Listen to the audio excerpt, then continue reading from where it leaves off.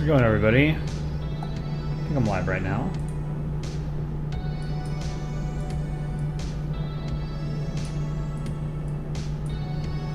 Let me know if you can hear me.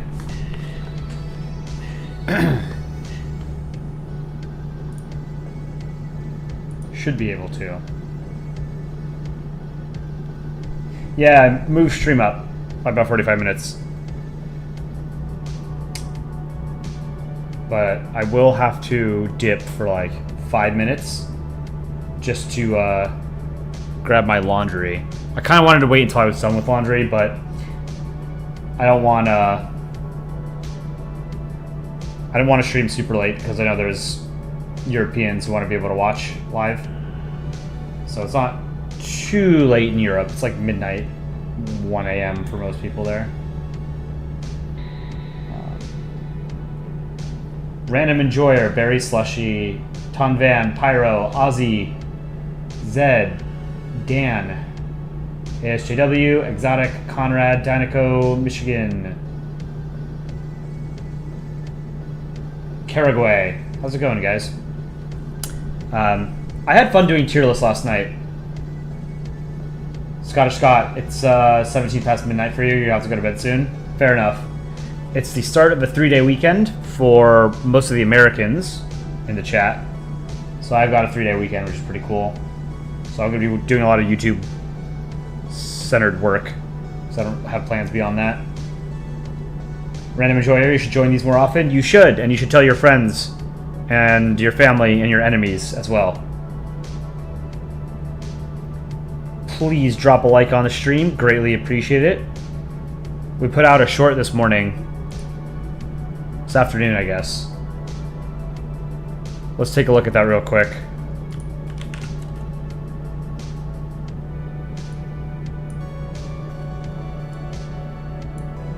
Not this one.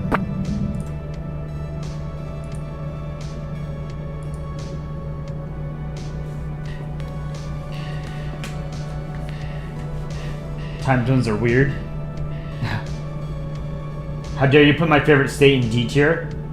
That's just what the default is. I haven't started the tier list. I thought we could do like a European country tier list. We could do U.S. state tier list.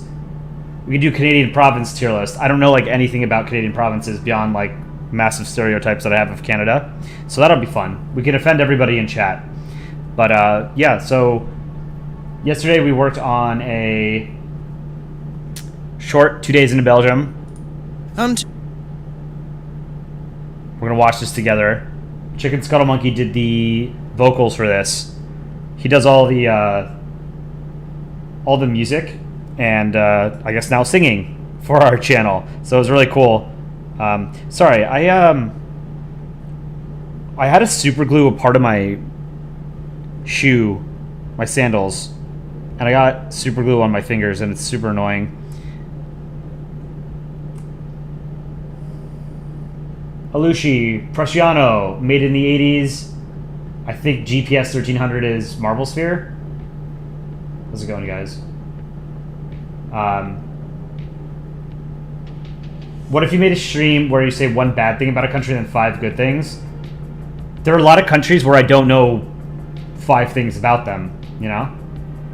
But, oh yeah, just a reminder, while a lot of people are still here, tomorrow morning stream, we're going to do the Omskbird art challenge. So if you want to enter it, make some kind of art piece about Omskbird, featuring Omskbird in some capacity, and we will vote on them tomorrow morning. If you have the Discord, you can submit it by just entering it into the Comics and Art channel. If you don't have Discord, try and contact somebody else in the chat, and they can probably submit it for you. Nicholas Games, how's it going? Do Canadian stereotype tier list? That'd be fun. All right, let's watch this short. 2 days into Belgium, building my defense. Hold on. I'm gonna start this. I want to get rid of the captions. Let's refresh. I'm 2 days into Belgium, building my defensive line. There's this guy, let's call him Britain, says to move back past the Rhine. But it doesn't really sit with me quite right, cause I just can't match his naval might. I just keep thoughtlessly throwing soldiers at the French lines in the middle of the night. So it looked like a lot of you guys had already heard this song before. It was some, I think, Irish girl made a song called 2 Days into College, and it popped off on YouTube like 5 months ago. And there have been a ton of covers and interpretations and whatever of her song because it's super catchy, it's super relatable.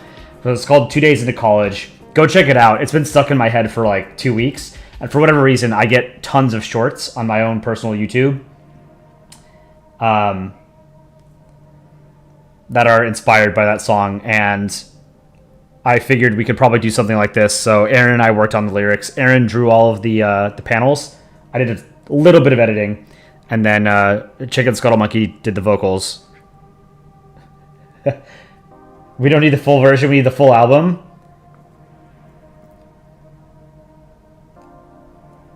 Around what time tomorrow is the morning stream? We'll be going on a demonstration at 8 a.m. my time. You want to know if you'll be able to catch a stream? It's probably not going to be 8 a.m. It'll probably be after 8 a.m. my time. Probably like 9 or 10 a.m. Just because I don't like waking up early on weekends. Or ever, you know. But here, let's go through this panel by panel just because let's appreciate the art. Aaron spent like the better part of the day making the art. So first one, we've got, what, Imperial Germany and Belgium. 2 days into Belgium, building... I like the sign here. It says no France. But he put the trench in the wrong place. It should be behind the barbed wire and whatever. My defensive line, there's this guy... This is my favorite panel in the entire thing. Let's call him Britain, says to move back past... Did you guys catch this? The reverse card? Who's the artist? Entire channel, like as a band, or just CSM? CSM is the one who did the vocals and the music. He does all the music.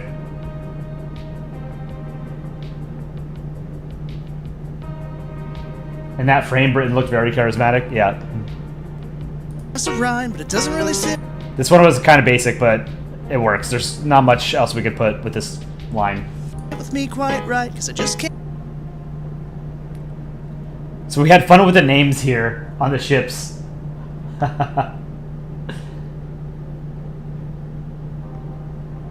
So HMS Destroyer Killer, HMS Dreadnought McWarspite, HMS Headhunter, and then I think it's a little bit too small to see, but the German ship is Sie Schmetterling, which is Butterfly, the Butterfly, I think.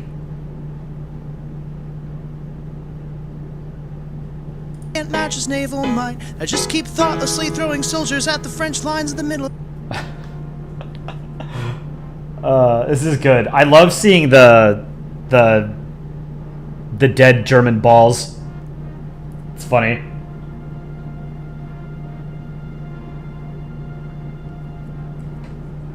Of the night. All right. Well, this did really well. Hopefully, it'll get a spike in views. But it's outperformed basically all of our other shorts, except for the first couple that we posted a couple weeks ago got this. They got juiced at like 3 p.m. or about 6 hours after they got posted. And we haven't been able to figure out the algorithm, like when to post and why some shorts just get like absolutely tons of views and some don't.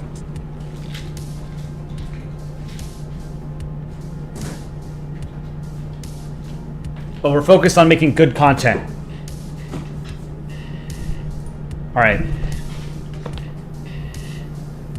Let's do a US tier list.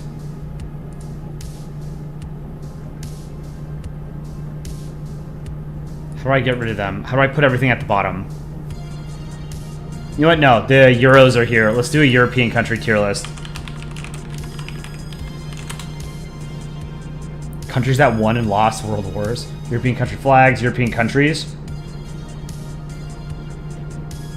Let's see what the difference between these three are.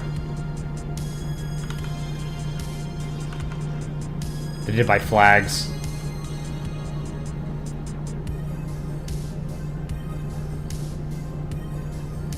All right. S tier. So this is going to be my opinion of these countries. So I'm going to upset a lot of people. This is not a flag tier list. This is a country tier list. There's 2 Greeces. There are 2 Greeces. Interesting. What about this one? What is this? What country is that? Is that supposed to be Belarus? This one has Nagorno-Karabakh. This one's outdated. Does this have all the countries of Europe? Oh, it's Transnistria? Transnistria is not a real country. It's a Russian puppet state. Pseudo-state. Alright. So, I'm going to offend a bunch of Europeans. First of all, Europe is a silly continent. Full of elves.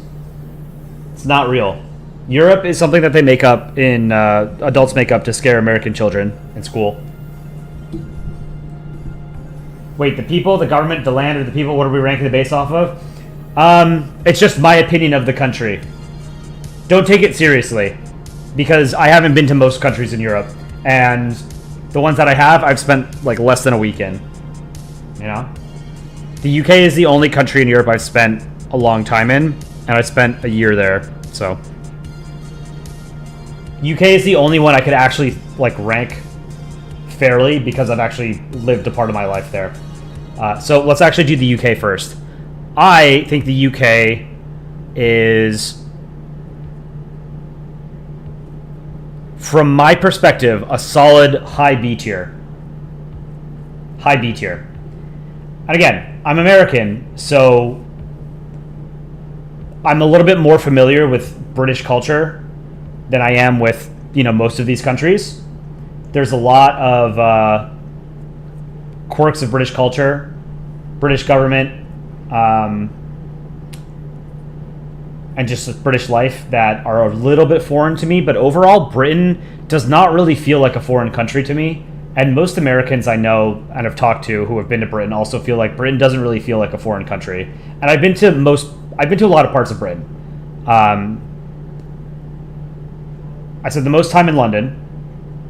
I've been to Cornwall. I've been to Wales. I've been to Scotland.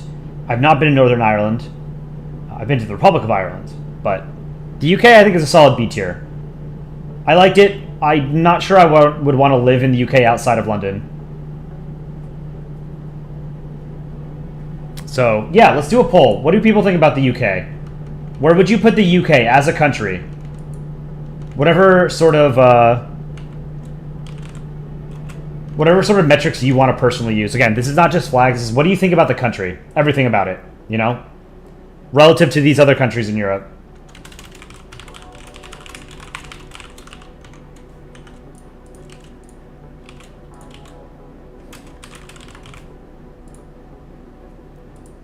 Remember to drop a like on the stream, please. Would really appreciate it. S tier. Wow. See, this is how world wars start. This is how wars in Europe start. Europeans are so defensive about their cultures. And I told you this before. You cross the border from France into Belgium. The only thing that changes is the kind of cheese that you eat in the morning. That's it. Europeans are a lot more similar to each other than they let on.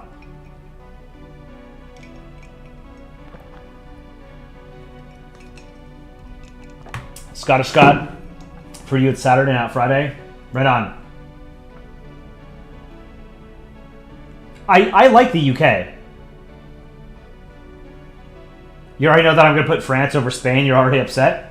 I've never been to Spain, so I'm not going to be able to judge any of these fairly. This is just what I think of these countries based on what I know about them, And what I know about them is going to be incomplete or partial or biased in some way, right? We'll do U.S. states too. I think that'll be fun. So most people would say, all right, here, I'll send the poll. 26 votes. Pete, stop spamming. We'll get to art a little bit later. I want to do a tier list for the Europeans while they're still here. I'm still a little bit sick, so I'm not in a super creative mood right now. But I do want to draw some stuff too. I'm working on two or three different shorts, comics. Musaxo, how's it going? Exotic, this is the third time you said this, but why is Kazakhstan here? I don't know. Mr. Finlandia, you really need a hint on how to fight back to a 30-person group that are against you. It's online, so you need hints on how to fight them without inventing bad things about you. What do you mean? I don't know what that means. Icy, happy Memorial Day weekend. Yeah, for the Americans in the chat, happy Memorial Day weekend. Most of us have a 3-day weekend. I don't have work on Monday, which is cool. Kazakhstan is barely a part of Europe. Yeah, I mean, the borders of Europe are not super well defined. There's a lot of people who don't consider Turkey to be part of Europe. I don't think you could realistically argue that, at the very least, part of Istanbul is on the European mainland. I'm cool with including the entirety of Turkey and the Caucasus and Russia up to the Ural Mountains as being continental Europe.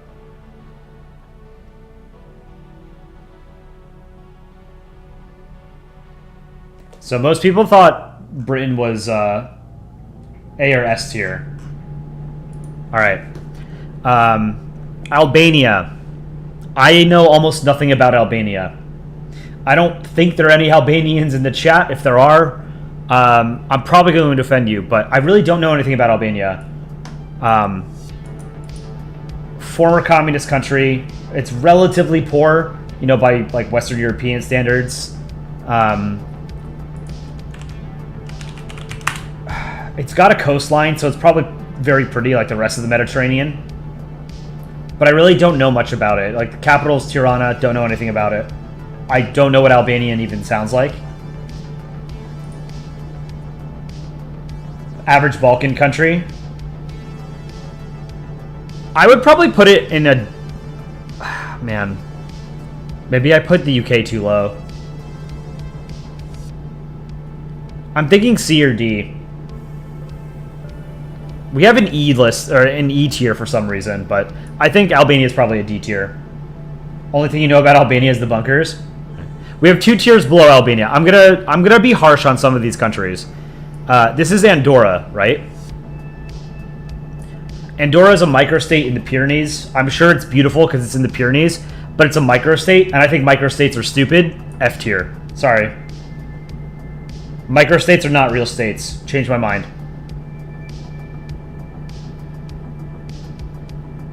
Microstates are tax havens. They are places where rich people stash their money, and that's it. What about the skiing? You can go skiing in the Alps. You can go skiing elsewhere in the Pyrenees, in France or Spain. I think Andorra is an F-tier country.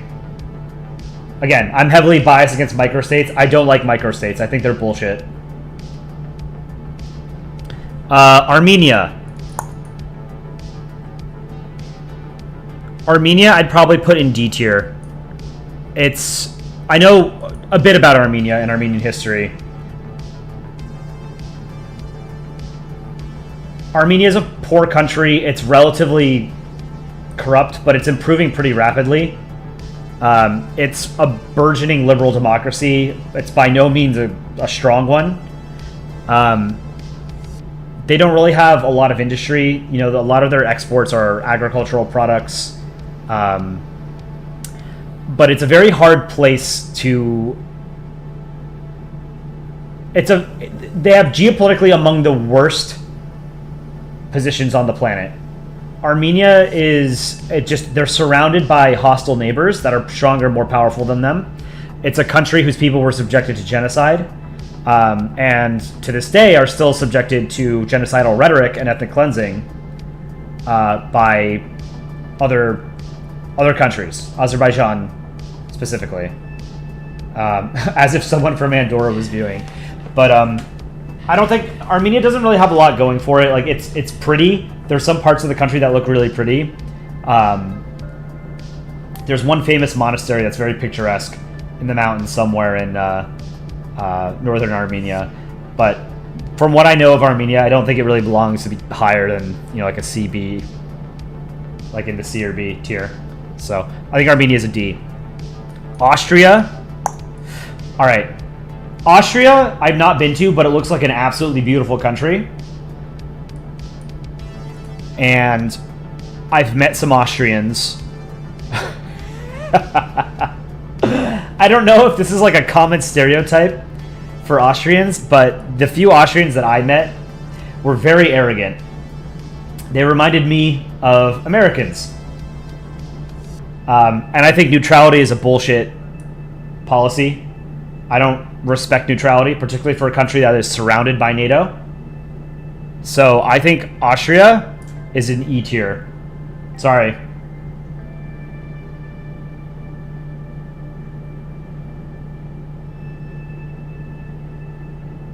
Don't spam the chat, guys. Dan, don't spam the chat.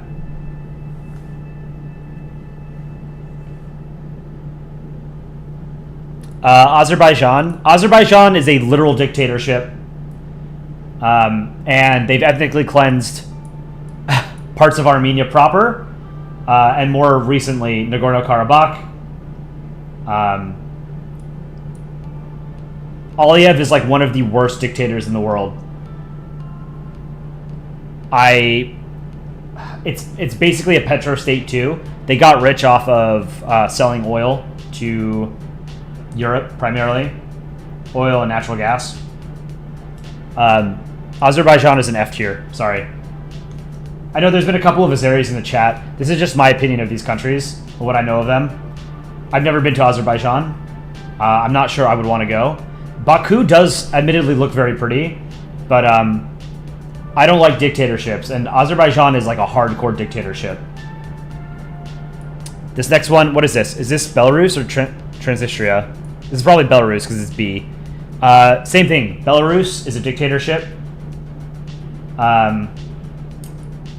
And it's basically a Russian puppet state. I feel for the opposition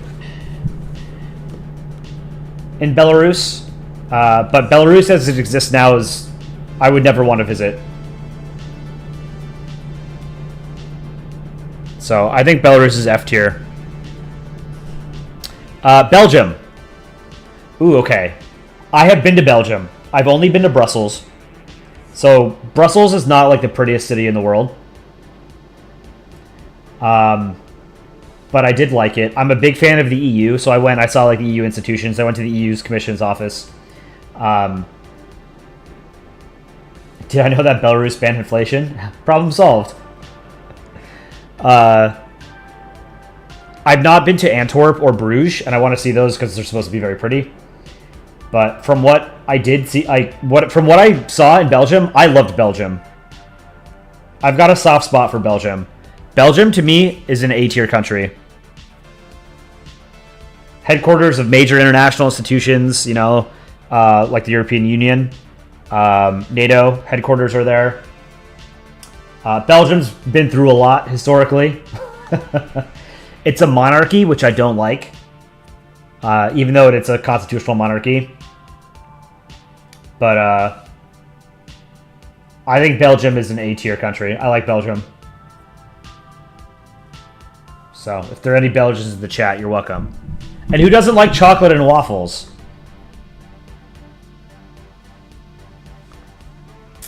Bosnia. I don't know like anything about Bosnia beyond like, you know, all the violence that happened in the Balkans during the 90s. I like their flag. They have an anti-democratic system of government where there's 3 main ethnic groups, I think, in the country. And each one of them has some kind of, like... They have, like, some kind of power in... there's some sort of delineation of power within the executive branch where, like, each ethnic group gets sort of, like, a guaranteed lever of power. And... the EU has said, like, for your application to the EU, you have to resolve this because it's not democratic, to basically just give blanket power to ethnic groups. So it's not, like, a super democratic country, but it's not, like, an authoritarian country either, you know? I don't really know anything. I would probably put it in the D tier. Bulgaria. I've met some Bulgarians, and they were lovely people. I've never been to Bulgaria. It's poor. There's elements of corruption. But it's got a Black Sea coast that looks very pretty. I don't know enough about Bulgaria to judge it beyond that. But I think Bulgaria is probably a C. Why are so many countries in the lower tiers? Well, there's a lot of countries we still got to get through. And you can't just give every country an S, you know? Cyprus. So this is Republic of Cyprus. The bottom, or the southern 2/3 or whatever of the country are governed by the Republic of Cyprus.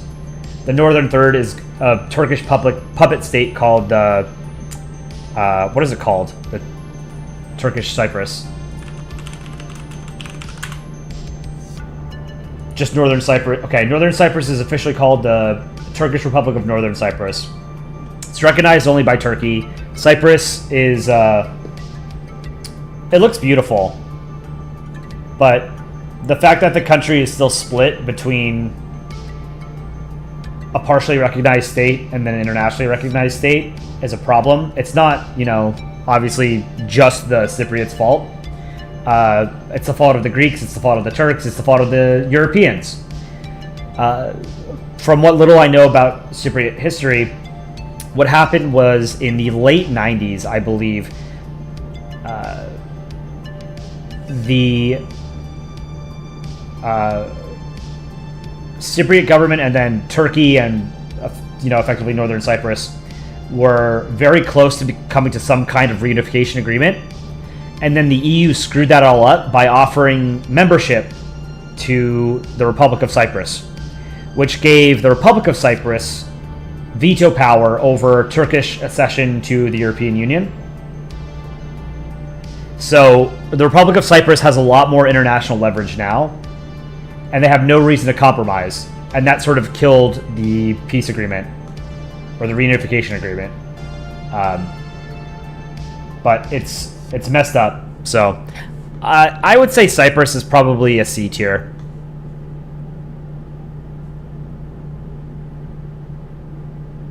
Denmark. I've never been to Denmark. It looks cool. Legos are cool. It's a constitutional monarchy, which I don't like.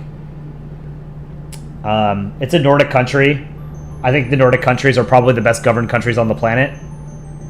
In general, on average, they're generally better on most things than I think most countries.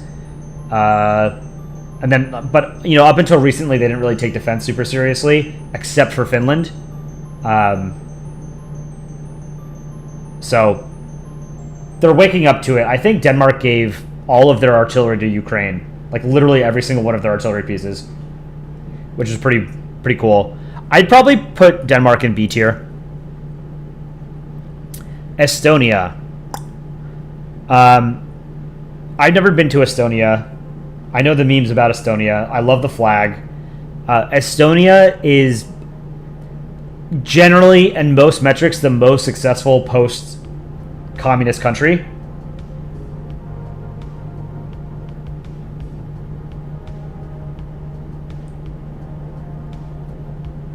It's a pretty wealthy country now. It's considered a developed country. It looks very pretty. It's small. I don't really know anything about Estonian culture. I know it's heavily influenced by Finnish culture. There's a brotherhood that exists between the Finns and Estonians, and then there's a brotherhood between the rest of the Baltic states and Estonians. I would like to visit Tallinn one day. It's just a crappier Finland. I really like Finland. I've been to Finland. Estonia is a pretty damn good country, considering that 33 years ago, they were part of the Soviet Union. They've come an incredibly long way, and I think I've got to put them in an A tier, just because there are a few countries that have really had that kind of a dramatic success story. And the flag helps.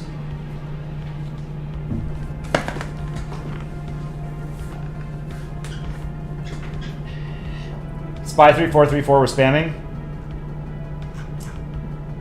We'll have to add Nightbot to prevent to add a spam filter. Finland. I love Finland. The best vacation I've ever been on was to Finland. The Finnish people were super friendly. One of my really good friends is Finnish. It's a beautiful country. It's relatively well-run country. Not relatively. It is a well-run country. And I'm glad they're in NATO, finally. I understand why they weren't for decades, but I love Finland. Finland, S tier. My opinion. Helsinki is a beautiful, beautiful city.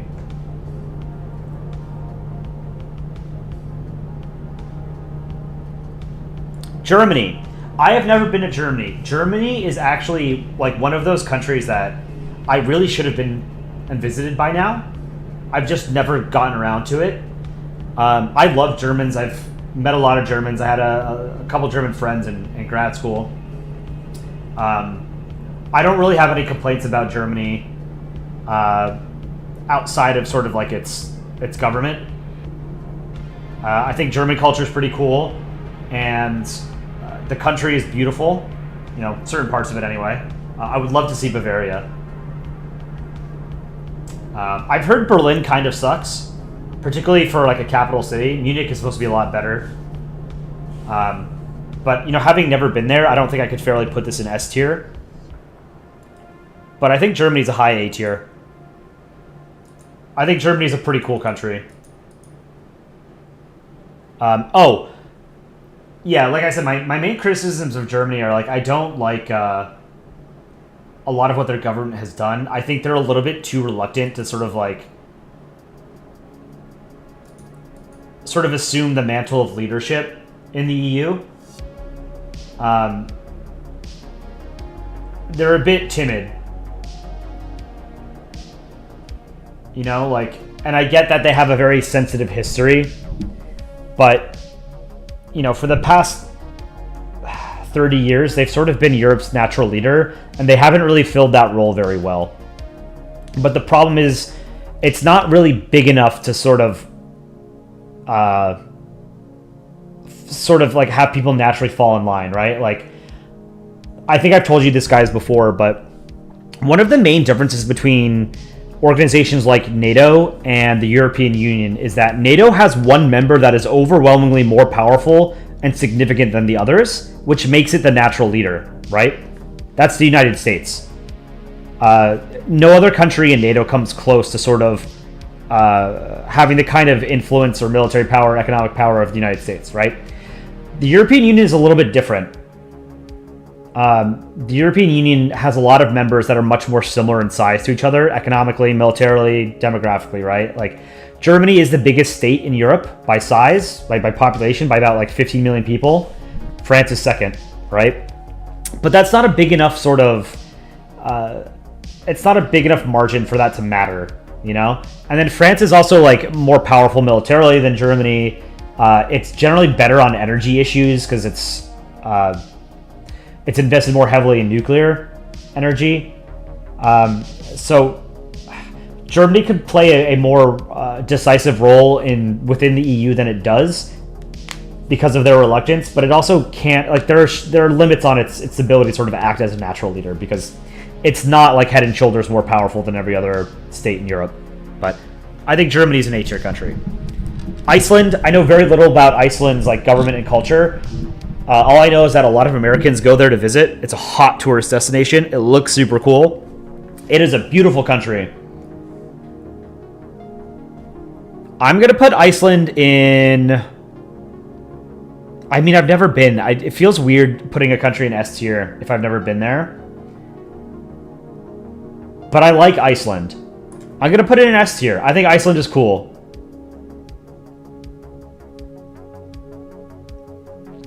Ireland. I have been to Ireland. I've been to Dublin. I've been to Cork. I've been to the Ring of Kerry. I spent like 5 days or something in Ireland. I really like Ireland. It's a beautiful country. The people are super great. But I don't really like a lot of what its government does. It's a neutral state, which is, again, bullshit. It takes advantage of its geographical position. You know, it can afford to be neutral because it doesn't have any... There are no countries around it that could possibly represent a threat to it, right? Historically, it was Britain, but Britain is not a threat to Ireland anymore. I don't like the Irish flag. Yeah, and I don't like their neutrality. And I don't like that for the longest time they were a tax haven. But the EU has sort of put the kibosh on that. I would say Ireland is probably a high B tier. I'd probably put it behind the UK. This is gonna stir up some shit. What do you guys think? What do you guys think?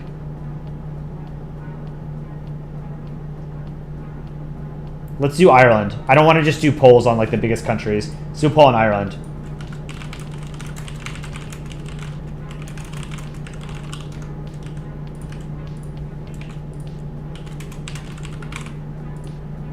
I think Ireland's a perfectly fine country. It's just there's some things about it that I think it's got some pretty blatant problems, and like the influence that the Catholic Church as well had in the Republic of Ireland for as long as it did really bothers me.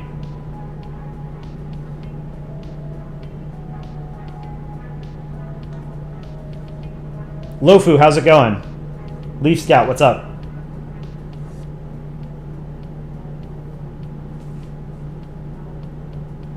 Oh, I love the Irish accent. I forgot to mention that. I think the Irish accent is super cool.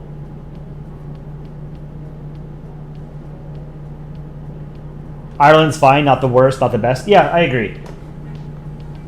People are sort of all over the place on this one too. People are split.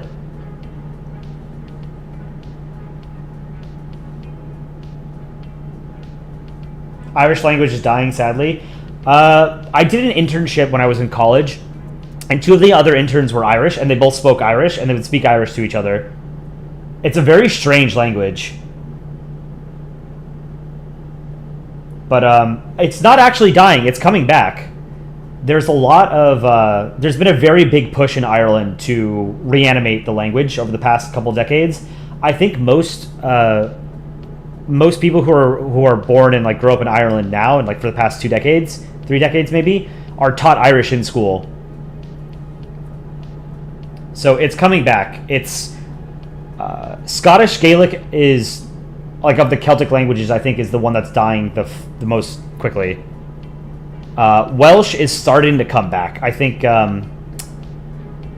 something like 1 in 3 Welsh people can speak Welsh. I think in Ireland, something like 1 in 2 Irish people can speak Irish in the Republic of Ireland. Yeah, and Ireland is a republic. They're not a monarchy, which is cool. I like that. Monarchies are dumb.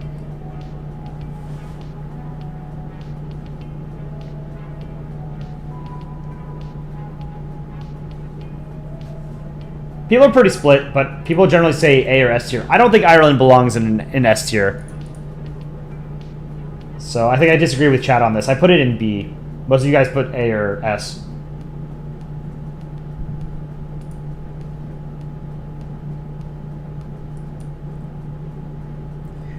Pete, I showed your card yesterday. The card that you made.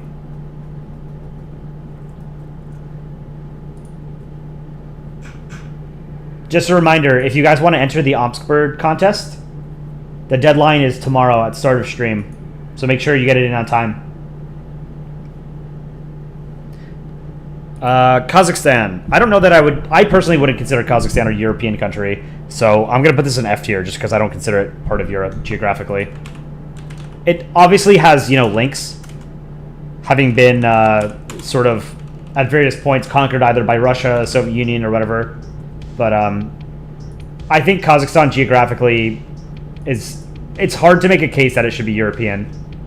Geographically, it's Central Asia. I think I don't know. I don't even want to put it in F tier. Just like leave it down here because it doesn't belong on the tier list. Kosovo. I don't really know anything about Kosovo. Again, another small Baltic state. Lots of ethnic strife in all of these regions. Kosovo is a partially recognized state and was sort of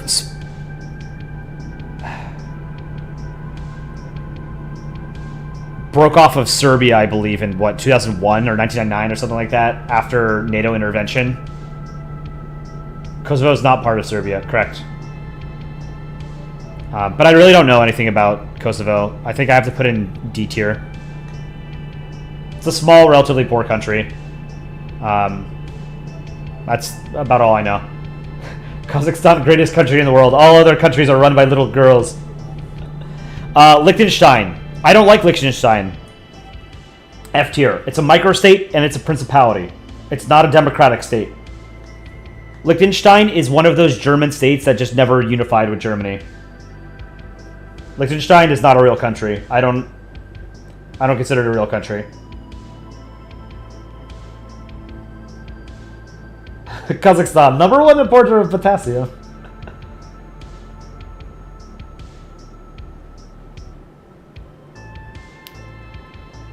What do you guys think of Liechtenstein? I don't like microstates in general. I might make an exception for something like Singapore. Because Singapore, despite being a microstate, it has a population of like 8 million or something, right? So it's sizable, and there's an argument for why it should be an independent state, you know? Wasn't it kicked out by Malaysia or something?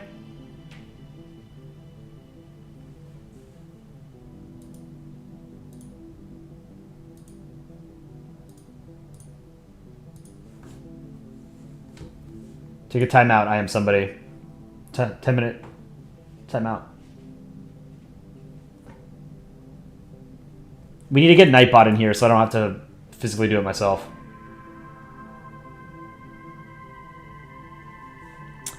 Here, let's do a poll on Liechtenstein.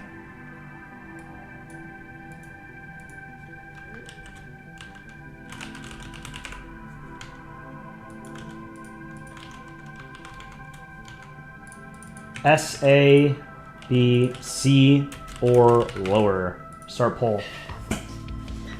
It's a microstate. It's a tax haven. It's not a democracy. It's not a liberal democracy. It's a principality. The Prince of Liechtenstein has actual political power.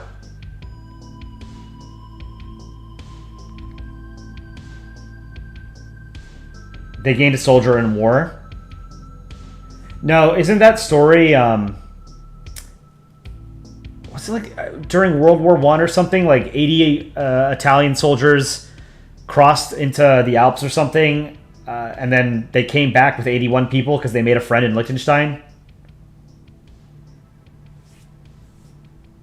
Who on earth is putting Liechtenstein in S tier? What has Liechtenstein ever done to deserve to be in an S tier? Liechtenstein is like among the most forgettable countries on the planet.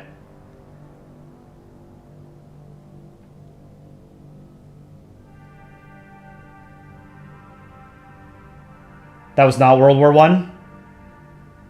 Oh, you're right. It was Liechtenstein. Was it Liechtenstein? Yeah, it was Liechtenstein. They brought home an Italian. They made friends with an Italian person, right? I made a comic about this a long time ago.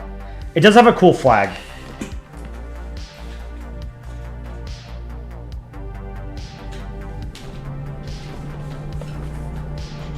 All right, end poll.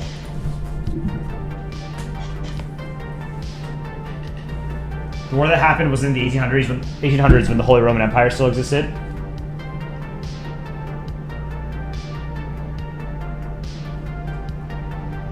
Look up pictures of Liechtenstein. It's pretty much just one castle as the entire picture.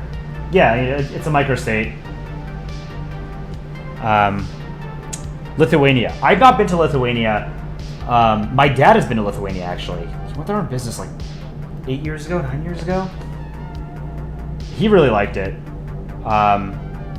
They've got, they're like bros with the Poles and the rest of the Baltic states. The Baltic states are, again, among the most successful of the post-Soviet states. Well, they are. The three of them were Soviet republics. But of the former like Eastern Bloc countries, Slovenia is also has done very well. But it was also part of Yugoslavia, which is sort of it wasn't really a puppet state of the Soviet Union, I think Lithuania is probably a B tier. How small does something have to be considered a microstate? Something smaller than Luxembourg. Luxembourg is generally not considered a microstate. It's small, but something like Andorra, San Marino, the Vatican, Singapore. I don't know if Singapore is considered a microstate. I think it's considered a city-state. Yeah, Luxembourg is not a microstate. Luxembourg, I think, things that are physically smaller than Luxembourg and like don't have anybody living in them are microstates. Yugoslavia was an independent communist state, which you respect. Yeah, Yugoslavia basically only held together because of Tito, and yeah, it wasn't a Soviet client state in the way that like Poland was, or East Germany. What is this? Luxembourg? Oh, we're on Luxembourg. I think Luxembourg is probably fine. It's a small state. It's very rich. It's a constitutional monarchy of some kind. It's a duchy of some kind, but it's effectively a constitutional monarchy. It's a democratic state. It's one of the original members of the European Union. I'd probably put Luxembourg in probably A tier. I think it's fine. It's just super expensive. It's a Grand Duchy. Malta. Malta is a very picturesque couple of islands in the Mediterranean. What are we ranking? I am ranking European countries based off what I know about them. So I'm offending a lot of people in chat inadvertently. What I think about the sovereign military order of Malta? I don't have any opinions on it.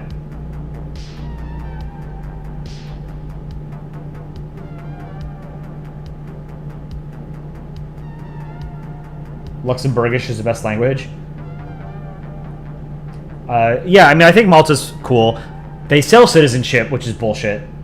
That's kind of the same kind of thing that microstates do. Sphinx said, good thing you're an internationalist and don't really care what people think of your nation. I'm right there with you, brother. Or sister. I'm not a nationalist. I think the idea that we're still separated into 200 plus sovereign states is stupid. I grew up watching Star Trek. Like, I feel like we should have a single world government, but we're not ready for it, if ever. Malta, I think, is probably a C. What are we ranking off of? It's just what I think about these countries. So, a lot of personal bias. What country am I in? I'm in the U.S. I'm American. Moldova. I don't know much about Moldova. It's, I believe, the poorest country in Europe. And Transnistria is a puppet state that basically exists on its eastern border with Ukraine. It's a frozen conflict that Russia instigated in the 90s. So they haven't really been able to deal with that because it's a small and weak state. There's a lot of heavy Russian influence in it. It's a former Soviet republic. They are now an EU candidate, and there's talk of how to sort of solve the Transnistria problem among both NATO states and European Union states. I don't really know anything about it beyond that, so I think it's kind of like it's got to be D tier. D tier is where I'm putting the countries that I don't really know a lot about, except for Armenia. What is this? Monaco. Monaco is a microstate. It's bullshit. F tier. It's pretty. I've been to Monaco. It's pretty, but it's a microstate. It's bullshit. It's also a monarchy, isn't it?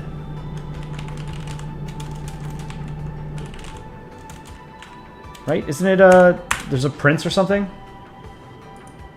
It's a principality.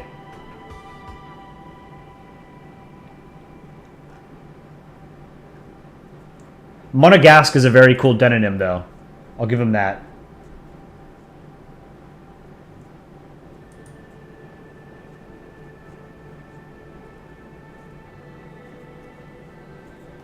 Montenegro. Does Montenegro have a coast? I think they do, right?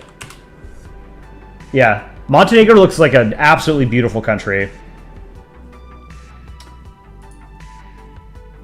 I believe they're a European Union candidate state, and they have been for a number of years. Yeah, since 2012.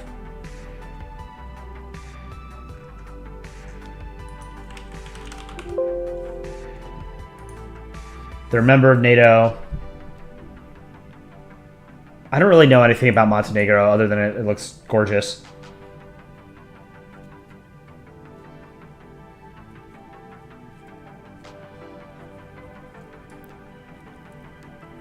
I mean, I probably have to put it in D tier just because I don't really know anything about it. North Macedonia. I don't really know anything about North Macedonia. There was the whole naming spat that they had with Greece because there was a region in Greece called Macedonia. And North Macedonia called themselves Macedonia for a long time.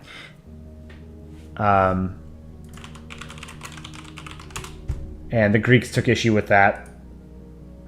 And so as part of their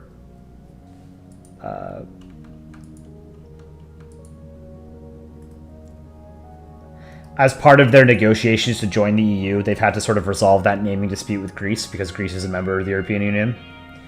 And it finally got resolved, like, I don't know, 5 or 10 years ago, and they went with the name North Macedonia instead of Macedonia. But I don't really know anything about Macedonia, so I have to put it in D tier. Poland. I have been to Poland. I love Poland.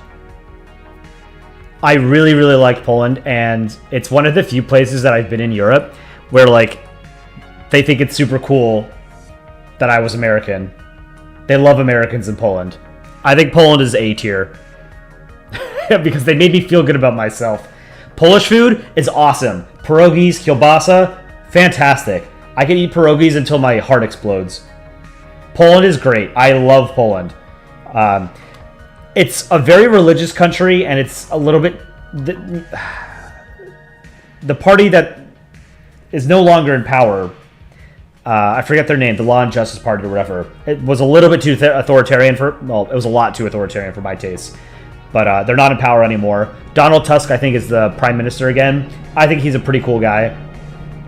I think he was president of the European Council for a term or something, too. I like Poland. I think Poland's pretty sweet. I don't think I'd put it in S tier because I think it's not quite there. But I love Poland. Poland's great. If you've not been to Poland, I recommend visiting. I went to Krakow. Krakow was great. Beautiful city. San Marino. I don't know anything about San Marino. It's a microstate surrounded by Italy. F tier. Cool flag, but microstates are dumb. I said what I said. Serbia. Serbia's got to go in E tier. There's too much ethnic conflict that's sort of resulted from Serbia being an unreasonable country.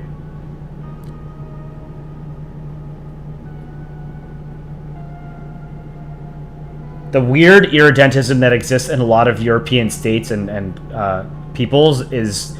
I can't look past it. Serbian irredentist claims are stupid. Are we doing by flag or country? I'm ranking them... I'm ranking countries, not flags. I'm ranking countries based on what I think about them. However irrational that may be. Slovakia? I like Slovakia. I've known a number of Slovaks in my life. They're great people. Slovakia, I think, is the largest car manufacturer in the world per capita. So a lot of Slovak industry is basically built around building cars. They're a little bit too authoritarian now, and the government is way too pro-Russia, which I don't like.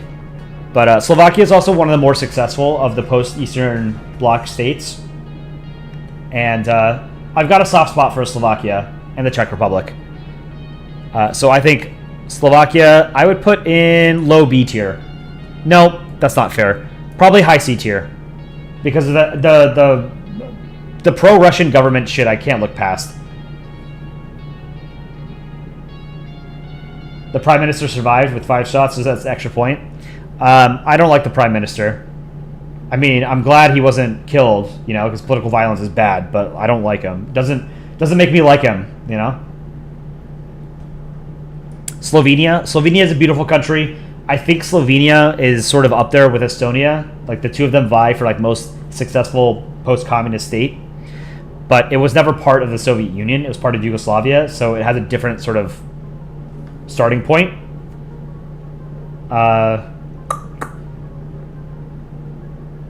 Culturally, I think it's pretty similar to Croatia and Italy, right?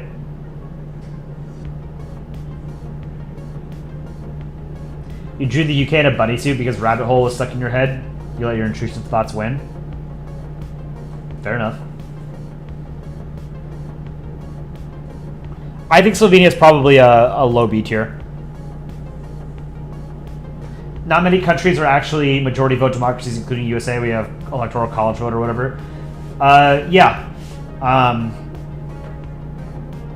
In the US, we indirectly elect the president, which is stupid as hell. I think the president should be directly elected. I like France's system, where they have 2 rounds of voting, direct voting for the president, because having 2 rounds, there's 2 ways of ensuring that a majority of the population consents to who is president, right?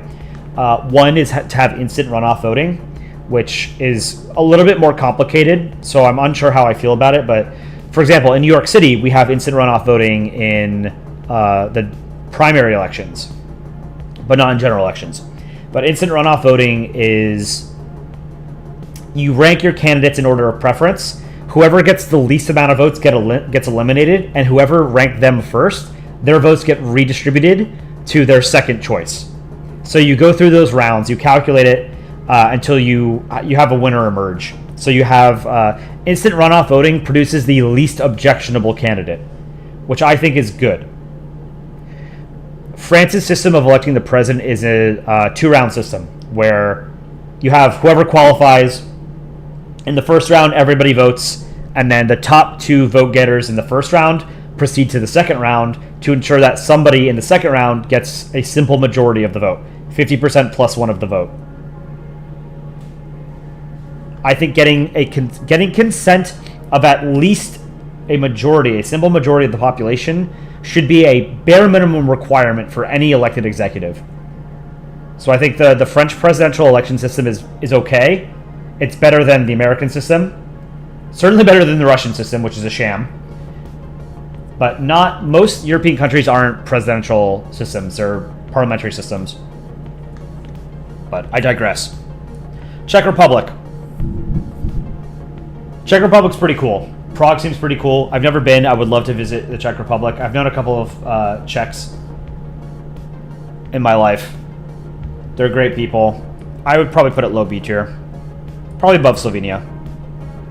Netherlands. I really want to visit the Netherlands. I've known a lot of Dutch people. They're super cool. Amsterdam seems really fun. I think I generally like the Netherlands foreign policy. They also have... they've got a couple quirks in their government which are pretty interesting. Will I ever draw profile pictures again? Yeah, at some point. I'm not feeling super creative today, so I want to do tier lists and just talk with chat. I've been sick since like last Saturday, so I'm kind of trying to take it easy. Netherlands, what was I saying? They have a party list system to ensure proportional representation in their parliament, which I think is great. So you vote for your party that you prefer instead of individual candidates, which I like. Germany has a good system of government too, but I neglected to explain it when I ranked Germany. I think Netherlands is a high A tier.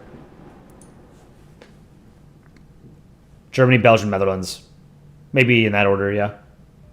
I've not been to the Netherlands, but I would like to visit it. Dutch is a strange language, though. Turkey. I would like to visit Turkey. I would like to see Istanbul. Turkey, it's too authoritarian of a country for me to rank highly. I don't like Erdogan. I've never liked Erdogan. I don't like the AKP, his ruling party. He's not going to be there forever, but it's a nominally secular state, and it's been a fairly strong secular state for a very long time. The better part of a century. Erdogan has sort of reversed that trend. But they're one of the more consequential members of NATO. The big 4 members of NATO are the US, UK, France, and Turkey. Because Turkey has the largest armed forces in NATO after the United States, but they're not a nuclear power, and they don't really have the ability to project power in the way that the UK and France can, right? But they have geographically among the most important positions on the planet. Geographically, very, very well situated country. Turkey has great geography. I think Turkey is probably a low B tier. It's just the main problem I have with Turkey is the authoritarianism. But hopefully that's gone when Erdogan is gone.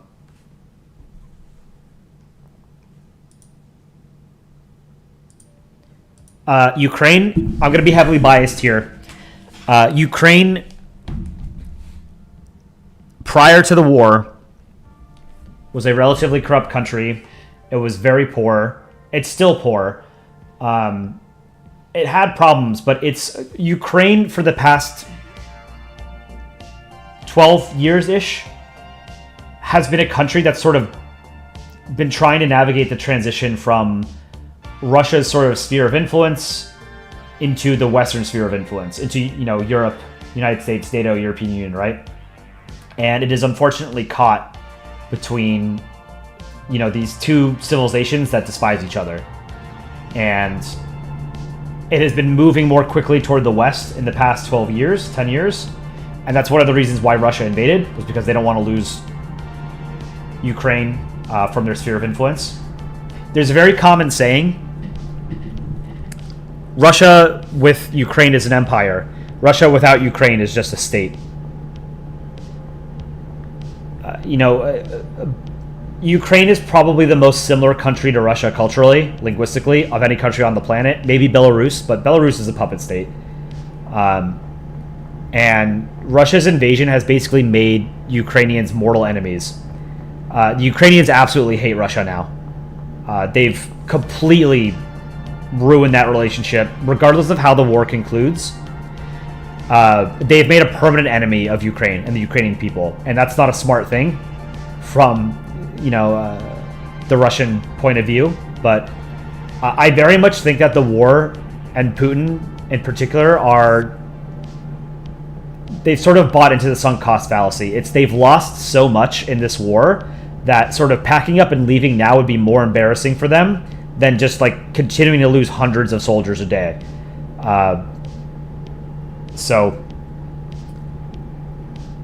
Ukraine, my thoughts on Ukraine are that it obviously needs a lot of work, but it's a country that is going through like the most unimaginable hardships right now, and all I can do is sympathize with it. The Ukrainian people have been through hell and back, and there's no end in sight, unfortunately.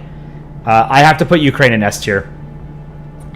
What they have done in this war is nothing short of heroic. A country, like Ukraine, being able to hold off the Russian war machine the way it has in an existential war is, it's legendary. There's few other ways of putting it,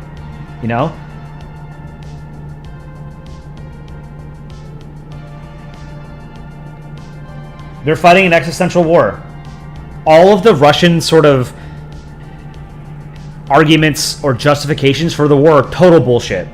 It doesn't matter that there are ethnic Russians in the Donbass and in Crimea. You don't resolve disputes with other countries by invading that country and slaughtering their people. There's no justification for what Russia did in Crimea or what they did starting with the full-scale invasion in 2022. I have personally donated a good amount of money to the Ukrainian United 24 charity. A couple $100 over the past 2 years. It's also,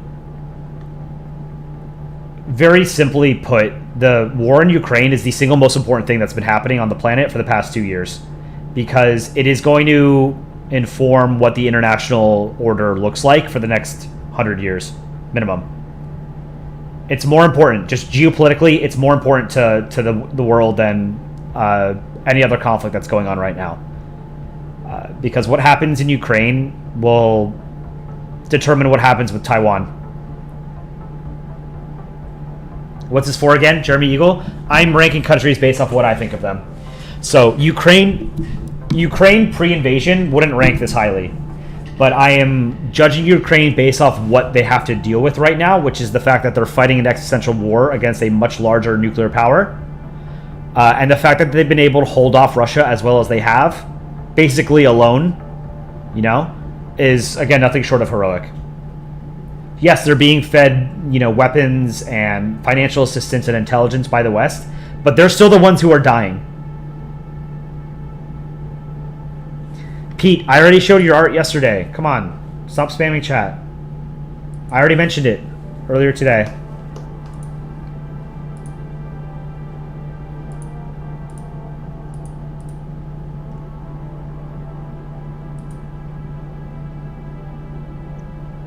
Marble Sphere drew, Pete. I can show that.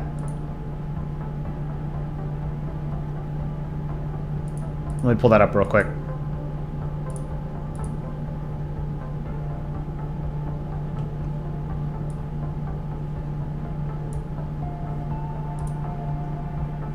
No, not Steam. Sorry, I have so many windows open now. Marble Sphere drew this avatar of Pete. This is pretty good. No anti-aliasing. Whoops. You've got a couple of missed pixels, though, at the bottom here. 5 pixels, transparent. You gotta fill those in. You also use line tool right here. Oh, to fix that. But otherwise, it's pretty good. Good job. Let's go back to Firefox.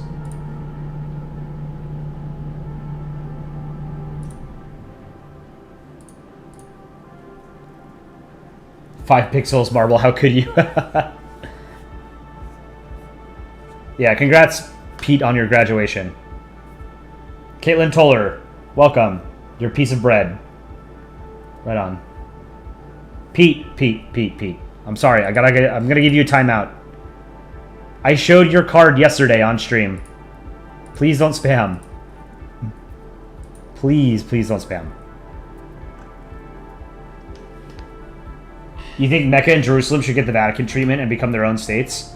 I don't think Jerusalem should be an independent state. I think it should be governed directly by the UN. The Vatican is an independent state. It's not governed by the UN. I would not trust Jerusalem to be governed by itself, because you would have various different religious and ethnic groups moving in there and trying to claim power. It should be governed by the UN. It should be made an international city. Nobody gets it. Palestinians don't get it. The Israelis don't get it. No one should get it. But again, the UN is not a world government, so it's never going to happen. And besides, Israel controls it. Israel would never let anyone else have it. All right, what have we got? Latvia, same deal as Lithuania and Estonia. Relatively successful country. Don't really know much about Latvia. But I'd probably put it above Lithuania. I think in like most metrics, it does slightly better than Lithuania and worse than Estonia. Why is Donkey Kong so high on this? What is Donkey Kong? Where's Donkey Kong on this? Oh, whoops! I moved to Austria. I had Austrian E. Latvia. Okay, Switzerland. Switzerland is a beautiful country. I've been. I like the flag. I've met a couple Swiss people in my life, and similarly to Austrians that I met, they were pretty arrogant. Very critical of Americans and American foreign policy, as if like I represent my country. And, no one person represents their country, right? Except for, the president or prime minister, king, queen. But there's an arrogance that I think informs their foreign policy. It's a very... again, neutrality is bullshit.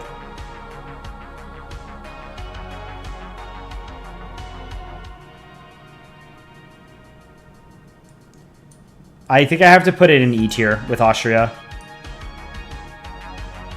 It's expensive. It's beautiful. The main thing that I will give Switzerland is beautiful. I don't like their form of government. I think their system of government is really stupid. I don't like direct democracy. I don't like that they have basically a rotating kind of council as an executive. I don't like that it's a tax haven and that they take money from basically everyone. I don't like neutrality.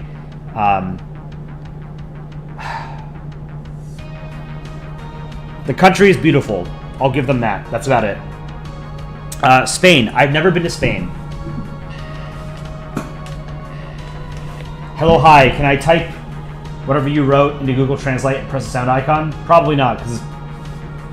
Well, I'm curious what it what that means, but I assume it's like curse words or slurs or something, which I'm not going to do. Oh, it's never going to give you up, right?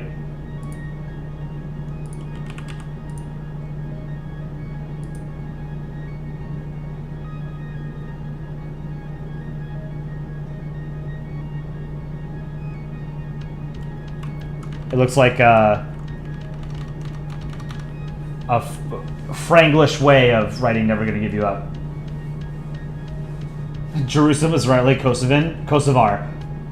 What's my favorite smoothie flavor? I actually make smoothies a lot. I do. I buy bags of like frozen mixed berries and bananas and milk. I make that smoothie.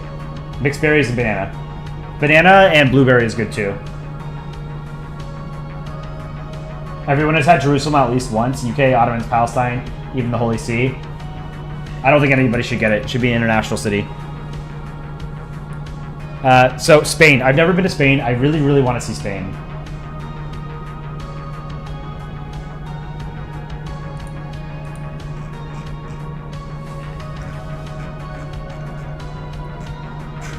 One second.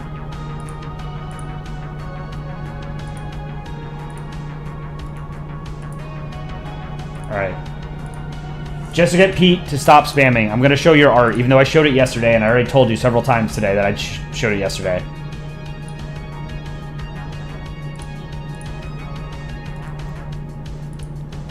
We literally showed this yesterday.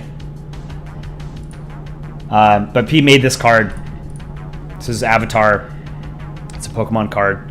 Ability, Yappin. Very true. Ability, alts. Gets accused of alting. So he nukes opponents. This is very small. There's a lot of artifacting. I think it's a JPEG. Or no, it's a PNG. But, yeah, there's a lot of artifacting. Spend a little bit more time on it.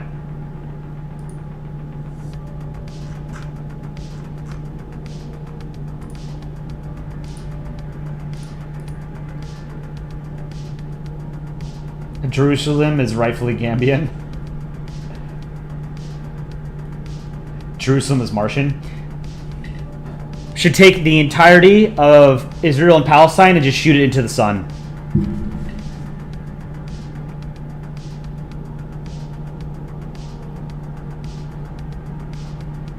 But no, like my stance on Israel, Palestine, on Jerusalem or whatever is specifically like no one can agree. No one who lives there can agree on who should have it, so nobody should have it. All right, so back to Spain. Spain seems pretty cool. I'm gonna put Spain in. I don't know. I want to put it in high A tier, maybe after Germany, above Belgium. Spain seems really cool. I think we have some Spanish chatters. I love the Spanish accent. Spain looks like an absolutely beautiful country. There's a lot of places I want to see in Spain. I would love to visit someday. I would probably do a Portugal-Spain trip at some point. There's that one church in Barcelona that's expected to finish in 2026. Yeah, that's the Sagrada Familia or something, right? Sagrada Familia? Is that what it is?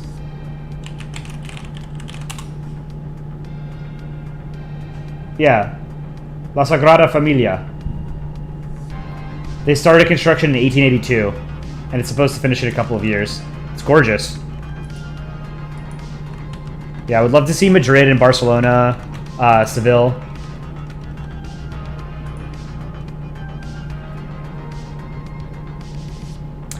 Norway.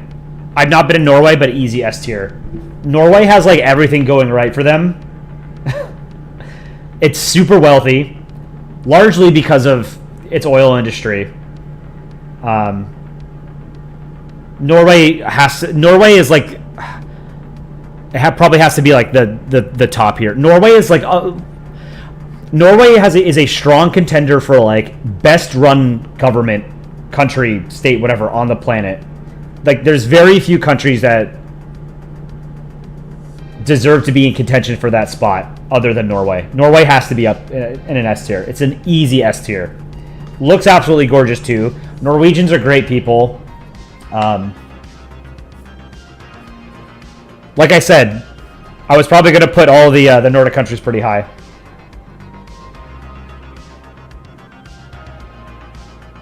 Want to hear a gate nerd joke since he's not here? Yeah. Yeah, I like the Nordic model. But the Nordic model is...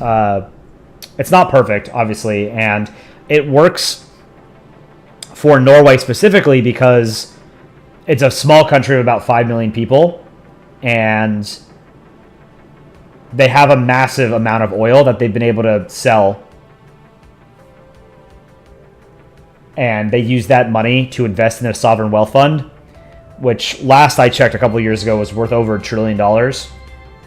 It's the largest sovereign wealth fund in the world, and like at one point it was like 1 or 1.5% of the global economy. The Nordic model. What is the Nordic model? The Nordic model is here.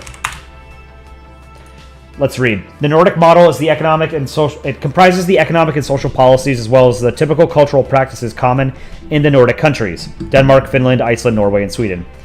It includes a comprehensive welfare state, multi-level collective bargaining based on the economic foundations of social corporatism, and a commitment to private ownership within a market-based mixed economy, with Norway being a partial exception due to the large number of state-owned enterprises and state ownership in publicly listed firms. So basically, they're very, very high government spending in these states because they have very generous social programs. They're very wealthy countries, but they're still capitalist because you're allowed to own things. You know, you're allowed to own private property.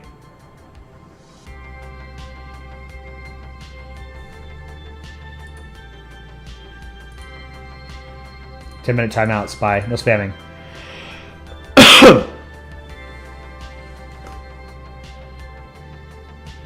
Gate nerd, but if you remove the word gate and replace it with the word gay, that's not a very good joke.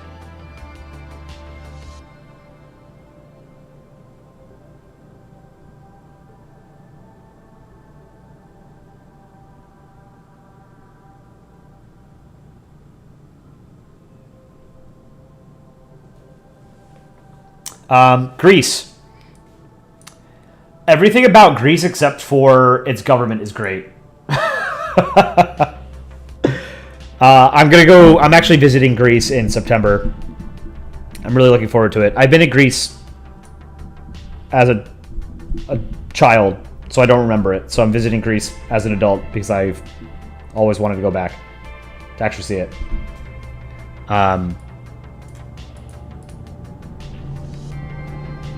Greece, I think, belongs in B tier. The only thing that's hamstringing Greece is that it has a terrible government. How many countries have I been to? Not that many. I've mostly only been to Europe. I'd probably put Greece. If I'm gonna dock Greece for having a dysfunctional government, it probably has to be close to the UK too, because the UK's government is garbage too.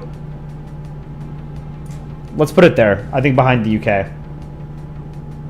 I've been to literally everywhere. No, I've never been to Asia. I've never been to Africa. I've never been to South America. I've never been to Oceania. I've been to like a decent amount of Europe. I've been to Mexico. I've been to Canada. I've been to French Polynesia. But even within Europe, I've never been to Germany, Spain, Russia, Turkey.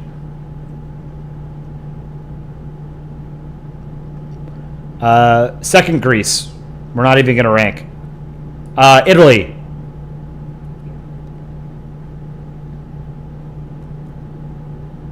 Italy. What do I think about Italy? Oh, no. We still have Hungary. Hungary.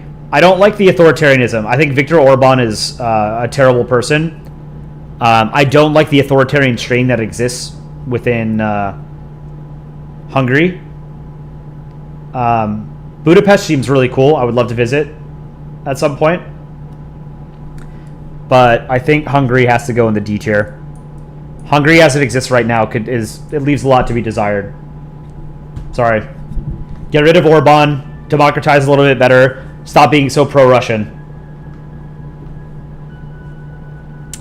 Italy. Italy is S tier. I love Italy.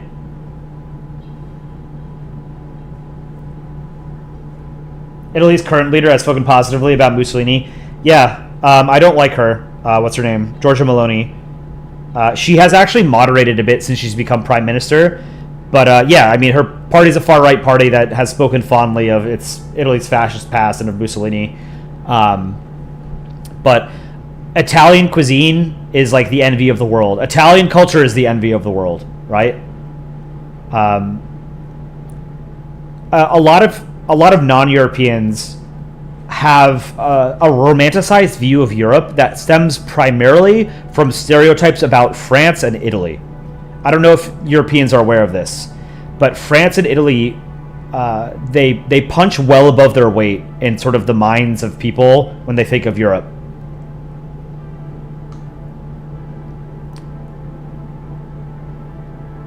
I think Italy has to be an easy S tier. I might actually. So I put these 3 Nordic countries pretty high because they're very well-run countries. Italy is not a well-run country. It has a terrible form of government. It's very, very unstable. They have a form of government that produces a lot of instability. So they have tons of prime ministers. There's a lot of turnover. It's just very unstable. So its government is like the main thing holding it back. But generally, I think Italy is a pretty great place. I've been to Italy. I love Italy. I'm going to Rome for the first time in later this year as well. Drop Italy down to A and move Netherlands over Belgium. It's non-existent.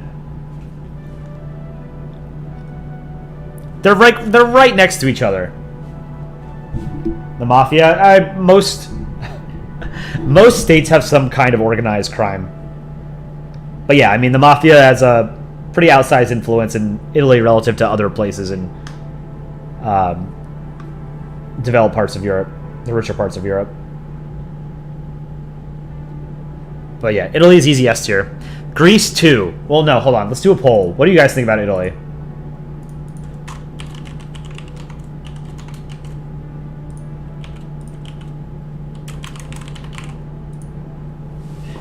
What are your personal thoughts on Italy? Where would you rank it? Why are we ranking Belgium? They're not a real state, need I remind you? Because if Belgium did exist, it would be pretty cool. But no, I unironically love Belgium. I think Belgium's super cool. It's fun. It's a fun place to go. Why does Japan have the most Paris syndrome cases? It's for whatever reason. Like I mentioned, France features very prominently in the minds of the Japanese when they think of Europe. So it's sort of built up as being like this super romantic, very picturesque European sort of capital. And then they visit and they realize it's really just another city. Don't get me wrong, Paris is beautiful. I love Paris. But it's still just a city, you know? It's not heaven. Italy isn't that overrated? Yeah, I mean, the main thing that I think holds Italy back is its government. It's just got a bad system of government. It's still a democracy. It's a very poorly thought out system. It's too unstable.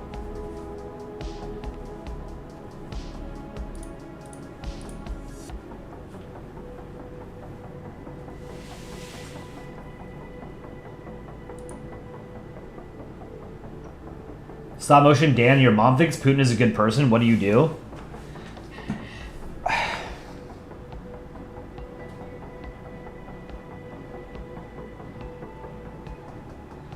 So, when I was younger, I might have been more inclined to like change people's minds about things that I didn't agree with them on. The older I've gotten, the less I care about changing people's minds. It's more like, I don't want to waste my energy telling you why you're wrong because you're probably not going to listen to me anyway. If someone else wants to spend their time trying to convince them why, Putin is bad, by all means. To me, Putin, it's self-evident to me that Putin is bad. He's a straight-up dictator. He murders his opposition. He murders journalists. He's invades countries left and right. He has absolutely no regard for his own people. How many Russians are being killed day after day because of a war that he started? Putin is straight up among the worst world leaders on the planet right now. And if it's not immediately obvious to you why, I use the royal you. I'm not saying any of you specifically, but rhetorically. If someone cannot understand why Putin is a bad person without needing someone to explain it to them, like, there's just so much else there that they haven't, like, they don't understand, they haven't learned. They would have to live an entirely different life and get up to that point again for it to, like, for me to even want to sort of engage with them and trying to convince them otherwise, you know? Putin is a bad guy. If you guys don't immediately know why, then, like, I can't help you. Bad guy is understating it, but alright, Italy, you guys put mostly S and A tier. I agree. Italy is a meh country. If it wasn't for the food, you couldn't care less about Italy? No, Italy, it's got great food. It's an absolutely gorgeous country. Like, top to bottom, Italy is gorgeous.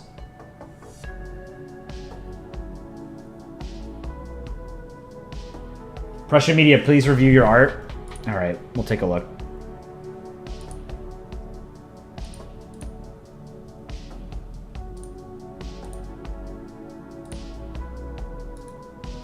It's Amtsberg. We're gonna do this tomorrow anyway.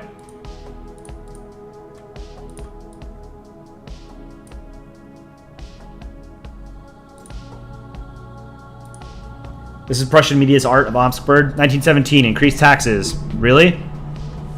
So what is this? This is Germany. Is this Austria? I don't know who's in the back. Is that Soviet Union? I think that's supposed to be the Soviet Union. Or the Russian Soviet Socialist Republic or whatever.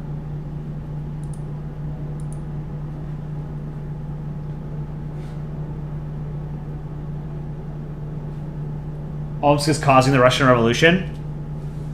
Oh, okay. I like it. I just think it's a little bit... it was a little bit hard for me to understand immediately what this was, but yeah, it's not bad.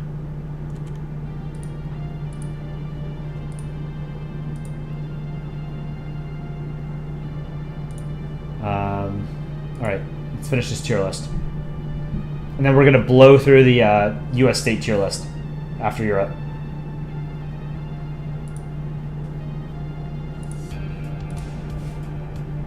Greece, too, doesn't exist. Portugal, I think, is A tier. Probably low A tier. I've never been, but it looks gorgeous. So you come crawling back, .psd. Yep. It's a comic that I'm working on. Asian countries next. I'm going to do US states next, and then maybe tomorrow after the contest we can do Asian states.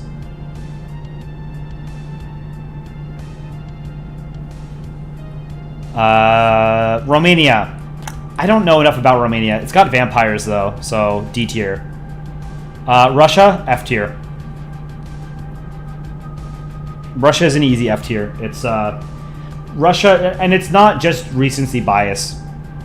Russia has historically been a bully, to put it lightly. But this is what I think of Russia. I think Russia as a state right now leaves a hell of a lot to be desired. They're one of the major sources of global instability. But Russia is the prime example of a country that has always failed to live up to its potential. Russia could be so much better than it is if they just stopped trying to sort of be assholes to everyone, and if they just recognize that there are some things that the rest of Europe does a lot better than Russia. You don't have to do it differently just because you don't like the fact that the way that they do it is not the Russian way, you know? If Russia was like a strong liberal democracy, if they took, you know, the same path as the rest of the Eastern European states after the fall of the Soviet Union, it would be a much better state today. But It just didn't. You know, it's a country with an incredibly long history of authoritarianism, and I don't see it changing anytime soon. I think the next period of instability in Russian history will be when Putin dies.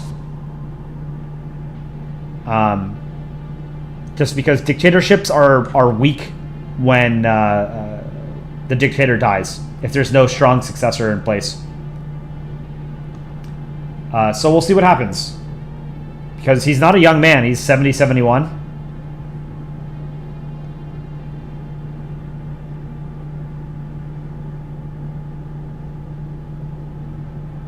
Yeah, this is just my opinion of Russia as it exists right now, today. Russia has obviously made a huge amount of contributions, and Russians have made a lot of huge contributions culturally, scientifically, technologically, and throughout human history, right? But this is my opinion of the country as it stands now.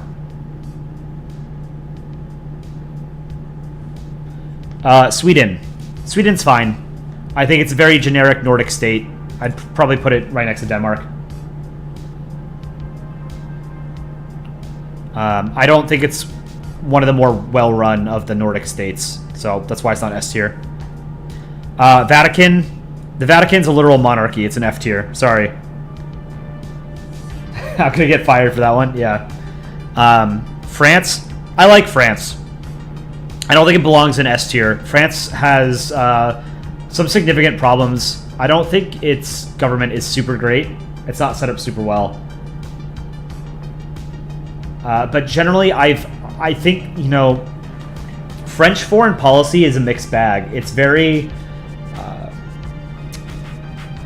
the stuff that they get up to in Africa, in Franc-Afrique, is kind of like neo-colonial, neo-imperialist. And I get that, you know, as an American, calling other people out for neo-imperialism is rich. But I also don't agree with, you know, the neo-imperialist shit that the U.S. does.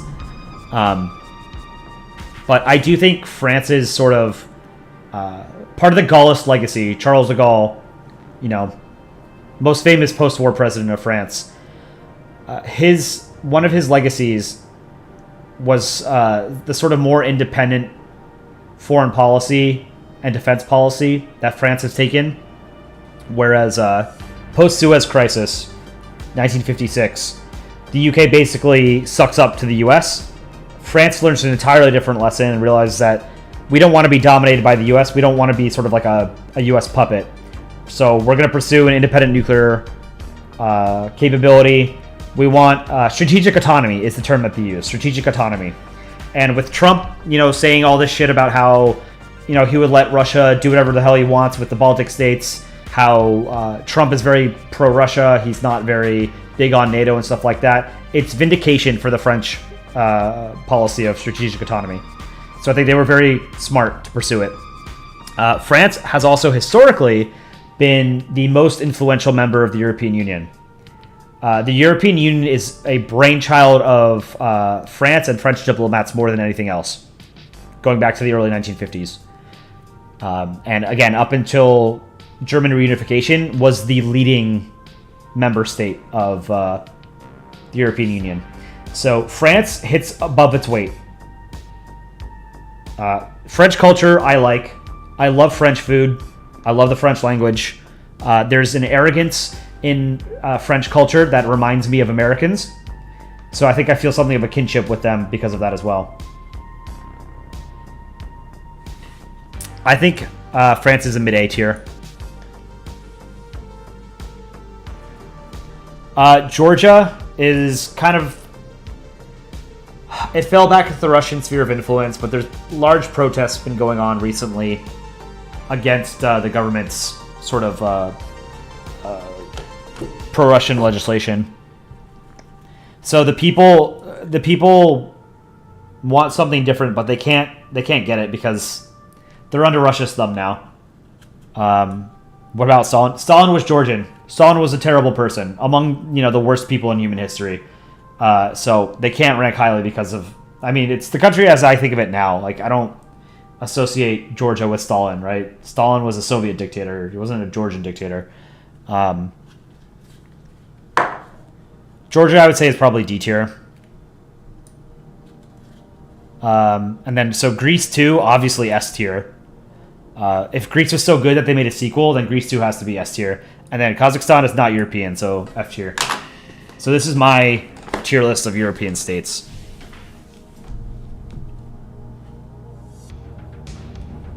Greece 2, obviously S tier, yes.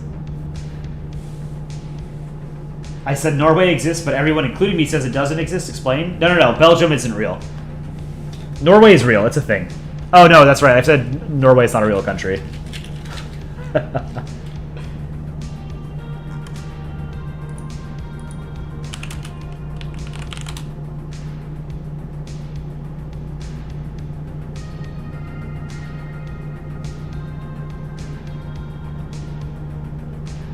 States in the U.S.? Okay. Now it's a little bit... I had a different one. U.S. states and territories. Yeah, let's do this one.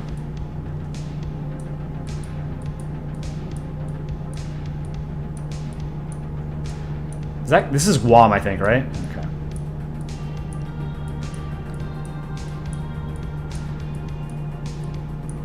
I'm gonna do this one quickly because Europe, I took too long on Europe.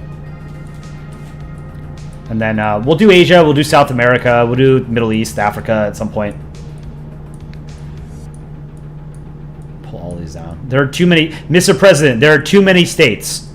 Please eliminate 3. P.S. I am not a crackpot.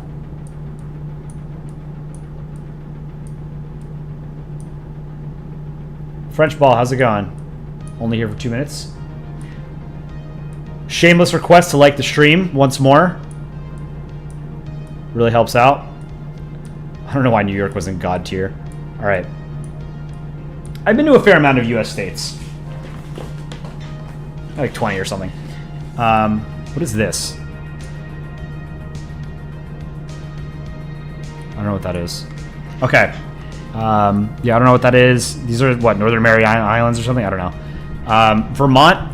I like Vermont. Vermont's cool. I've been... Vermont, A tier. California, S tier. Grew up there. Love California. The only thing wrong with California is that it's expensive. And it's expensive because everybody wants to live there. That's it. If nobody wanted to live there, it wouldn't be expensive. But people don't want to live in crappy places, right? Which is why it's not cheap. It's cheap because people want to live there because it's cool. California's great. But again, it's just expensive. That's the main issue with California. Massachusetts, I think, is pretty cool. Same thing here as California. It's just expensive. But there's, I don't know. Massholes can be arrogant, you know? People from Boston can be arrogant. I say that as a New Yorker. Massachusetts, I would say, is A tier. Idaho, great potatoes. Has a lot of weird fascist, like, Nazi militias. It's got to be F tier. Minnesota. I've not been, but Minnesota Nice is a thing. They're very polite, nice people. Too cold for me, but I'd probably say it's B tier. Washington, D.C. I love D.C. I think D.C. is S tier. D.C. is super fun. It's a beautiful city. It's pretty clean, you know, by like American city standards. And it's a lot of fun. I really like D.C. Virginia. I think Virginia is a solid B tier. Virginia's fine. It's fine. Northern Virginia is super expensive because of its proximity to DC, but it's also not super interesting. You're pro DC statehood? Yeah, so am I. I think DC should be a state. Iowa. Mid. I only know Iowa for corn. I like corn, but corn isn't enough to make me like a state. New Jersey gets a bad rap. New Jersey's pretty good. It's too densely populated. That's the main problem, is that like you can't go, like there's very little wilderness in Jersey because it's very, very dense. I think it's the most densely populated state. I think it's a high B tier. I like New Jersey. Jersey, yeah. Oregon. No, is this Oregon or Washington? This is Oregon. I've never been to Oregon, but it seems nice. Kaden Hong, please don't spam in the chat. Oregon, I would say, is probably make it low B tier. Connecticut is not a real state. Connecticut is... I'm going to put it in the Delaware tier. Connecticut is a state that exists... the entire state is just the suburbs of New York City. You can drive across the state in like an hour and a half.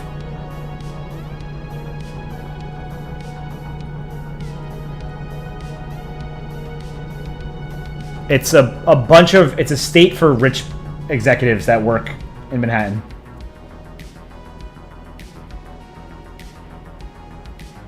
What is this one? Is this Nebraska? I don't really know much about Nebraska. It's one of those flyover states. I think it's an agricultural state. There's not much going on there. Make it D.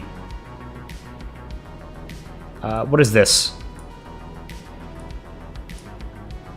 Is this Kansas? Oh, that was one of the Dakotas? Is this North or South Dakota?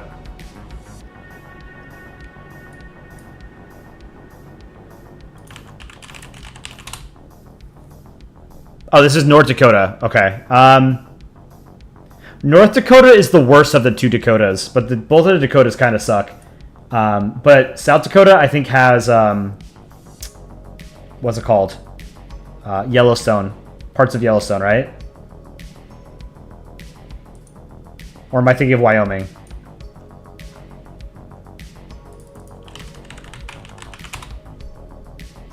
Oh, I'm thinking of Wyoming. My bad.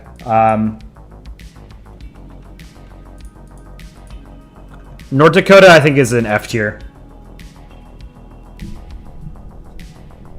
South Dakota, I think, is the better of the two. Or no, this is it, right?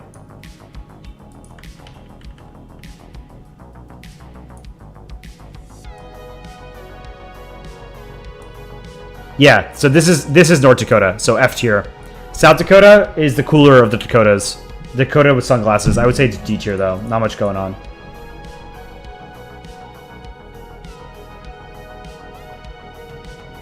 Hello, hi. Yes, that's considered spamming.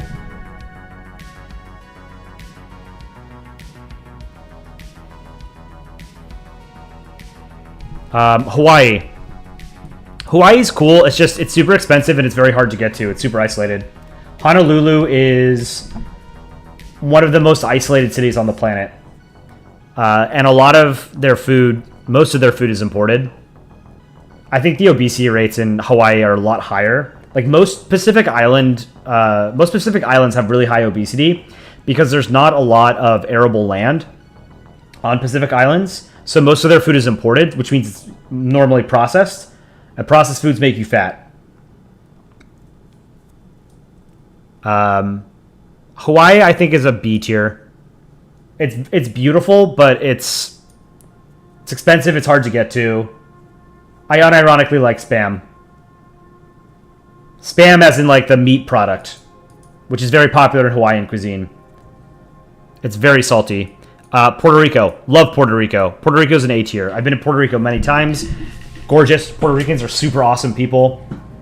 I think Puerto Rico should be a state. It's not up to me, though. There's a lot of Puerto Ricans in New York as well. I think most of the Puerto Rican diaspora lives in New York State. Love Puerto Rico. Puerto Rico's great. I suggest anyone who's interested, visit it. Especially if you're American. If you've never been to Puerto Rico, you don't need a passport because it's an American territory. Do I watch anime? I don't. I watched Dragon Ball Z when I was a kid.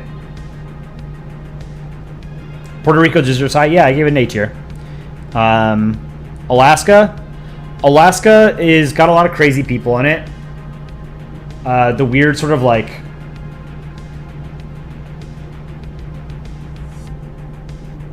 what's the word? Like hermit, you know? But it's a beautiful state. I've never been, but I would like to visit it. I'd say it's probably an A tier, but it's got a lot of weird people in it.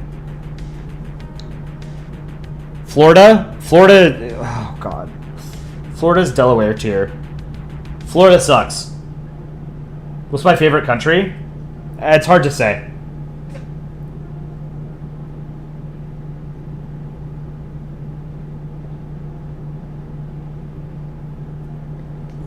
Florida's garbage. I hate Florida. I've been to Florida a lot, and I never once enjoyed it. I've never been to Miami. I would like to see Miami, but even Miami seems kind of like it sucks.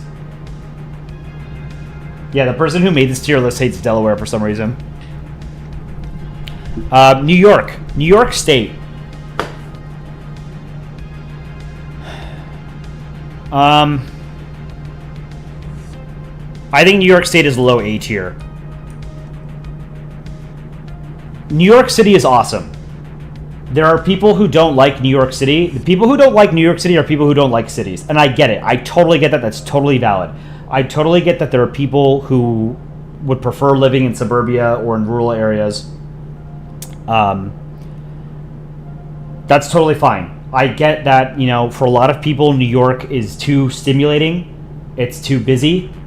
It's loud. It's dirty. But I love New York City.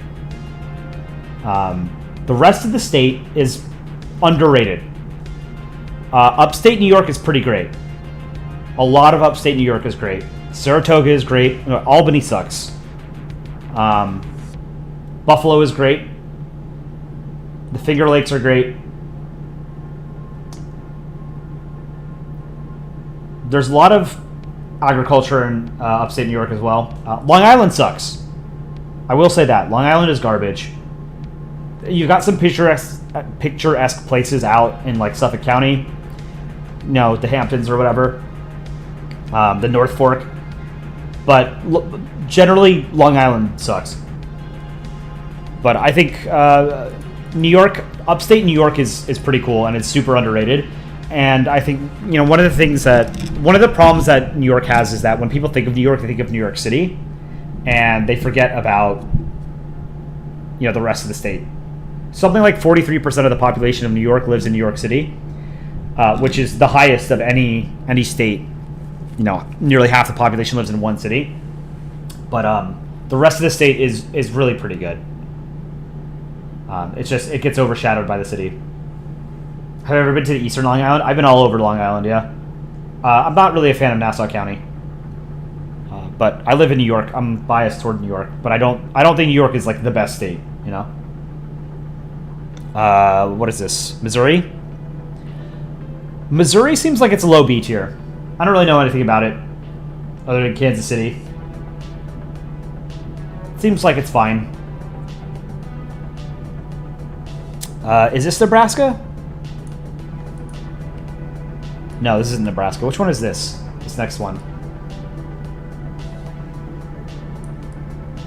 No, it is Nebraska. No, it's not. What is this one? Oh, is that Pennsylvania? Pennsylvania, yeah, it's Pennsylvania. I've only been to Philly and like the Philly suburbs. I've never been to Pittsburgh or Harrisburg or Hershey or whatever. Oh, I've been to Scranton and Wilkes-Barre. I don't really like Pennsylvania. Philadelphia is like a shittier version of New York, smaller and worse. I think Pennsylvania is mid. I've never been to Maine, but it looks absolutely gorgeous. I think Maine is S tier.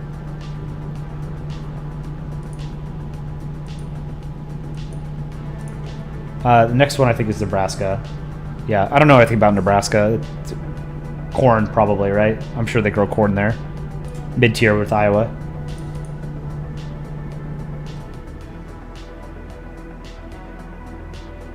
Pennsylvania is B tier.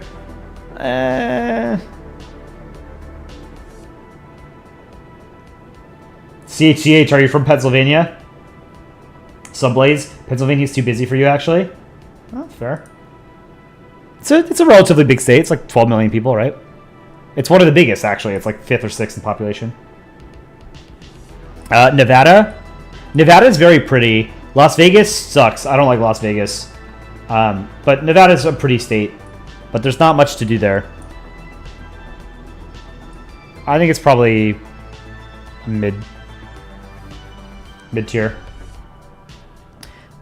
Michigan, the Upper Peninsula seems cool, the UP. I have no real desire to see Detroit or like Grand Rapids or whatever. I do like that anytime you meet someone from Michigan and you ask them where in Michigan they're from, they do the little, they point on their hand where it is because it's shaped like a hand, right? Shaped like a glove. I would say it's probably a mid B tier. I'm gonna make Jacob angry. Washington, I think is S tier. I've never been, but it seems really pretty. Seattle seems cool.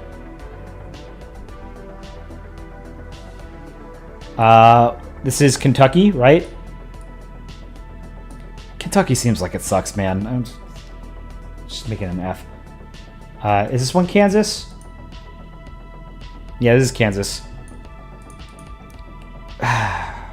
Kansas is like the ultimate flyover state. I think it's got to be comparable to Delaware.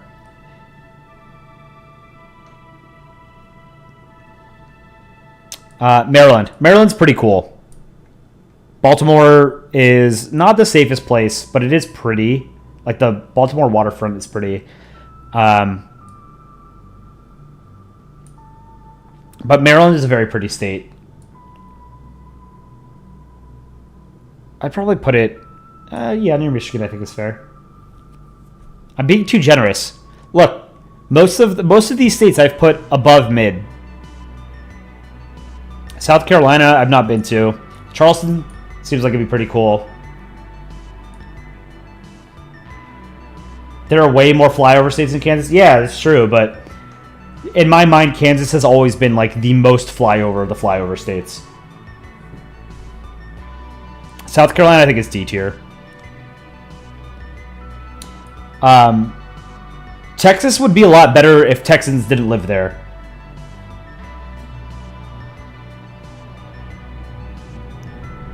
I don't like people who make Texas their identity. It's super annoying. It's very gaudy, trashy, I think. I don't like it. The state is also crazy. The state government sucks.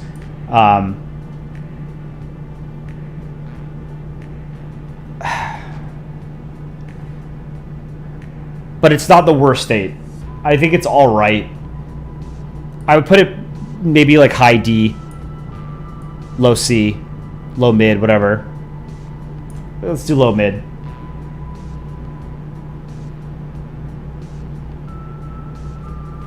You've never met someone who made Texas as their entire identity? You live in Texas yourself?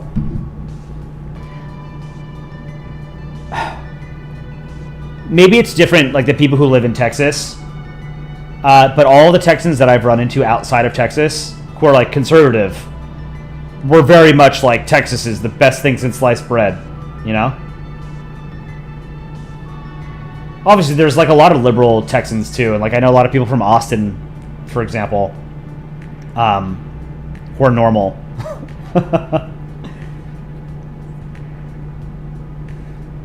I've actually not spent much time in Texas. Dallas, Fort Worth seems kind of soulless. Austin seems like it'd be interesting. San Antonio, I have no desire to see. I don't know. I mean, Texas barbecue is pretty great, but just my personal opinion. I think Texas is like a low mid-tier state. Georgia seems like it'd be all right. Atlanta seems really cool. But Georgia's state government is crazy too. So I don't think I could put them any higher than a low B. So I think low B for Georgia. Tennessee. There's nothing I want to see in Tennessee. I think Tennessee's F. Nashville is like overrun with country music and distilleries and what's the third thing?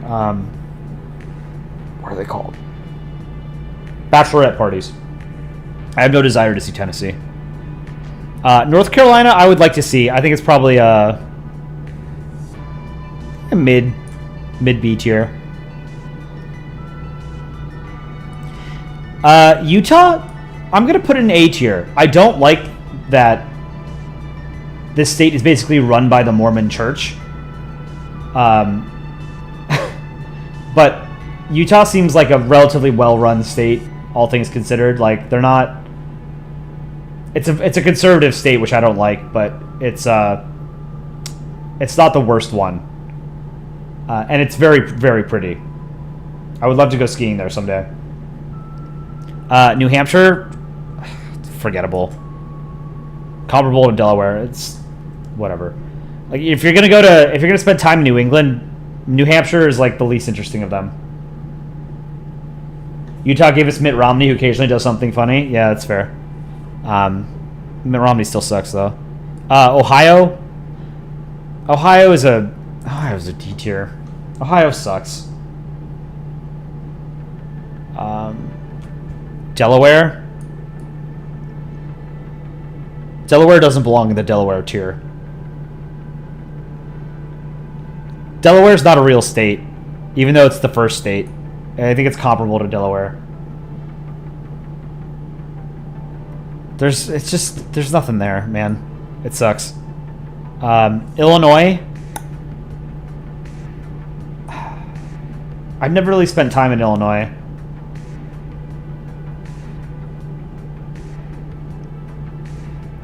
I think without Chicago, Illinois would probably be an F-tier state.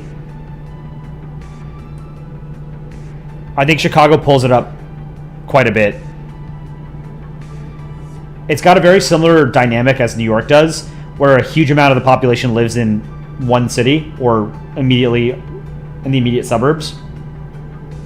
But I don't think the rest of Illinois outside of Chicago is sort of like as interesting as New York, upstate New York is. I think Illinois is high mid. West Virginia?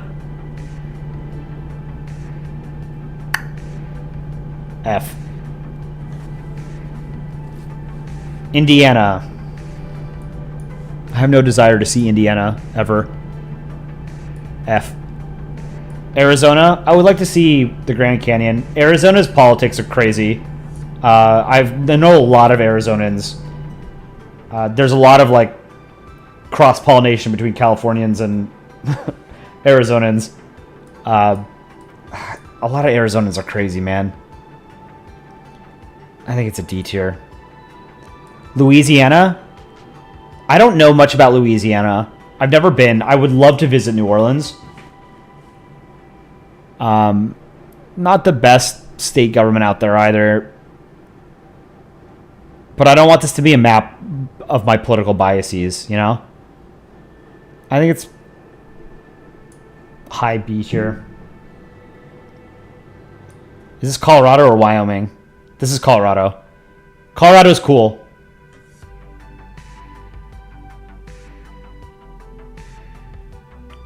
I'm going to put it low A tier. Colorado is cool if you're an outdoorsy person. I'm not an outdoorsy person.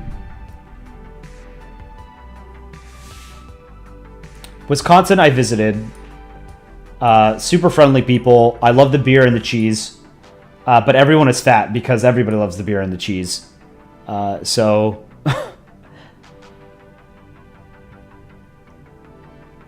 I'm going to put it low A tier, actually.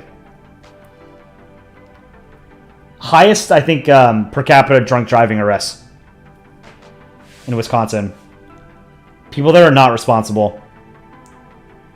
You're an outdoorsy person, but you're an introvert. Does that make sense? Yeah, that makes sense to me. The state I rated as Colorado is Wyoming. No, I'm pretty sure this one is Wyoming. Are you sure? I mean, they're the most square states.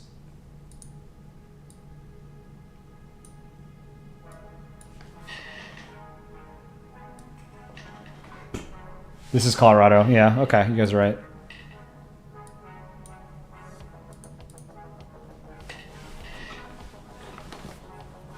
Wyoming's more trapezoidal. What is this, Oklahoma? Oklahoma is the penultimate flyover state. So where did I put Kansas? It should be right next to Kansas.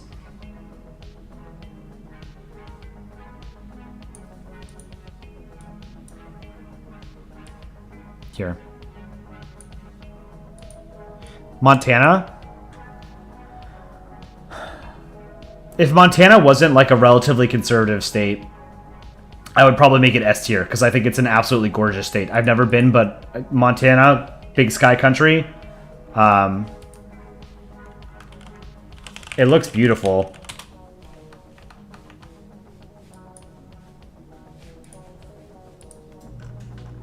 The Grand Tetons are... No, the Grand Tetons are in Wyoming.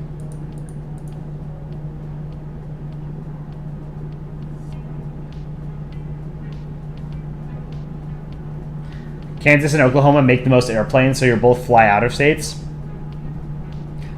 It's got to be smaller planes then, right? Because isn't Boeing's factory or whatever in Washington? In Everett?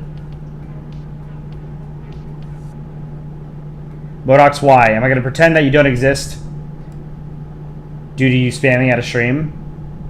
I mean, there's a lot of people that come and go in chat. I can't read every single comment.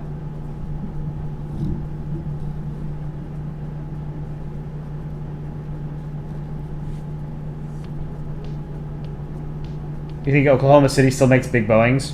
Kansas mostly builds smaller body planes? Okay, that makes sense. Montana, I'm going to put an S tier. Alabama, Delaware tier. New Mexico, I've been to New Mexico. I liked it. I think it's S tier. It's pretty barren is the main problem I have with New Mexico. Not a lot of people live there, and it's a big state. Our Kansas. I don't know anything about Arkansas. I've never been to Little Rock. I know some people who live there, but I've never been myself. Probably a D tier. Rhode Island. Road Idiots. I've never been to Rhode Island. I've just been past the route on the train, but it looks pretty. It's expensive. Small. I think D tier. Mississippi. Mississippi sucks. And then Wyoming.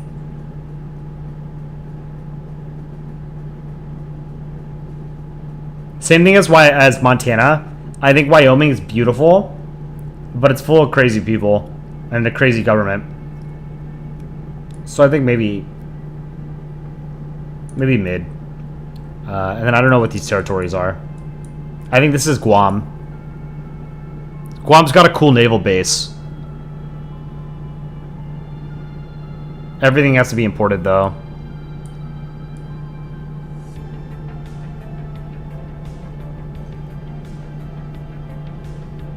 I put Guam as D. I think this is the U.S. Virgin Islands, right?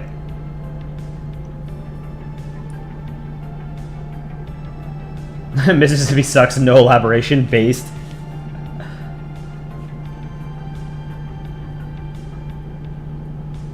U.S. Virgin Islands, one of my earliest memories is actually in St. Croix, or St. Thomas. My parents brought me there as a kid. I don't know enough about U.S. Virgin Islands, but they're Virgin Islands, they're not the Chat Islands, so we'll put them in the Delaware tier. This is what, the Northern Mariana Islands? We'll put them in the Guam tier. Where did I put Guam? D. And what is this one? I don't recognize this. Do you guys know what this one is? The last one? Oh, this is American Samoa? Alright, same thing. I'll put it with the other islands. I don't think anything deserves to be in God tier.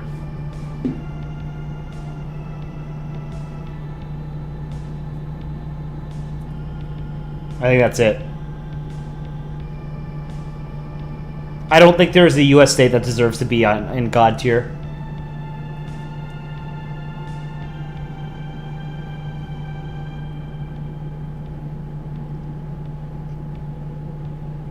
All right. Asia tier list speedrun.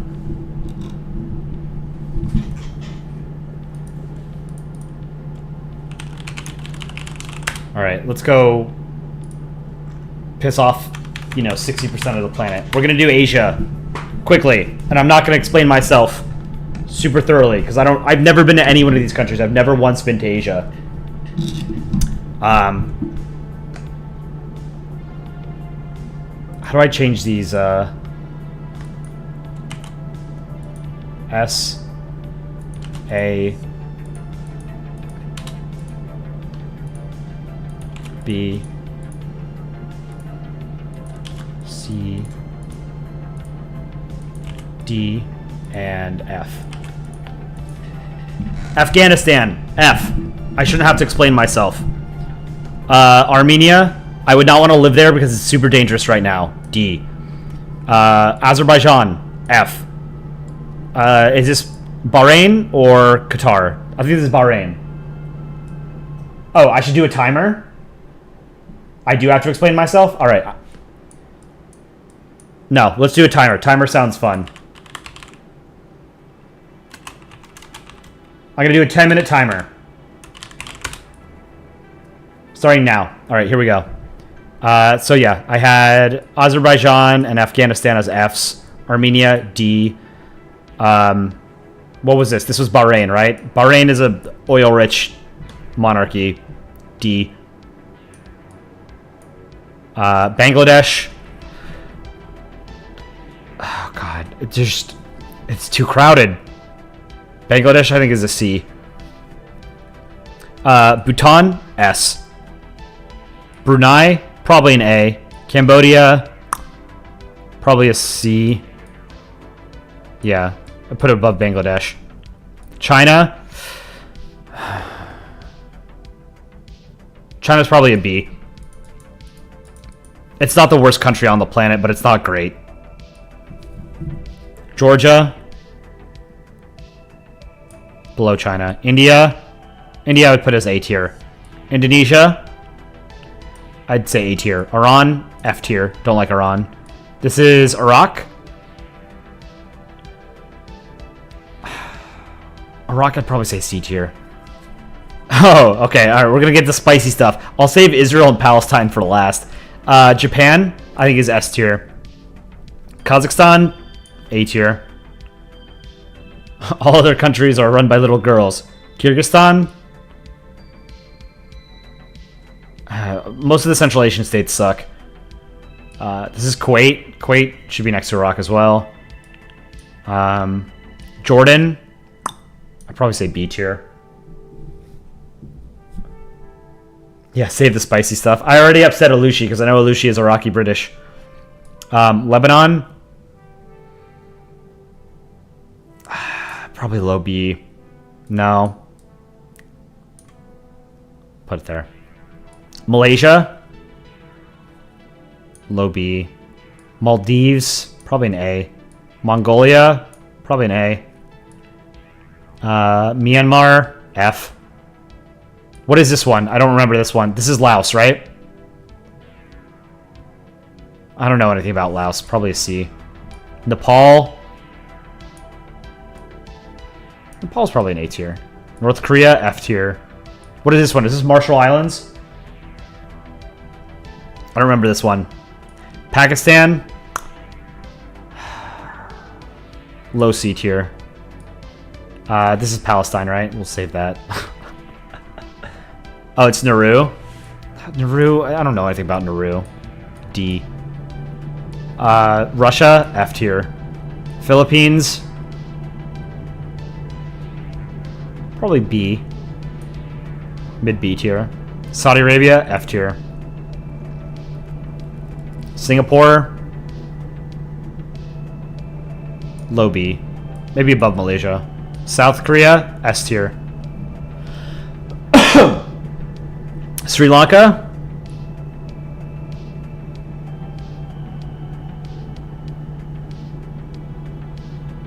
I think high C. Syria, F tier. Republic of China. Taiwan.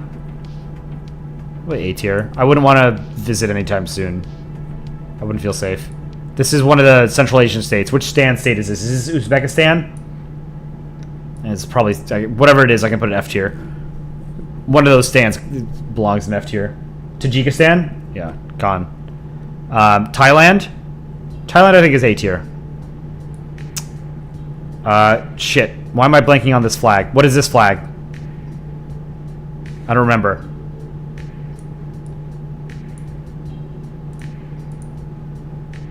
Oh, is this Tibet? Tibet's not it's not an independent state. Come on. Turkmenistan? F. There's nothing that Turkmenistan could do to make up for how horrendous its flag is. It could be the greatest country on the planet, most accepting, tolerant place in the world, richest place. They could have time machines and spaceships, but they still have a shitty flag. It would still be an F tier. Vietnam, I would say, is probably high B tier. Egypt, I'd probably put it after Jordan. Yeah, I'd put it low B tier. Is this Yemen? No, sorry, this isn't Egypt. This is Yemen. Yemen is F tier. This is Oman, right? Oman's one of like the few Middle Eastern countries I probably wouldn't feel super unsafe visiting. Low B tier. Oh, that was UAE? Where's Oman? UAE is D tier, I think. UAE is Disneyland built by slave labor.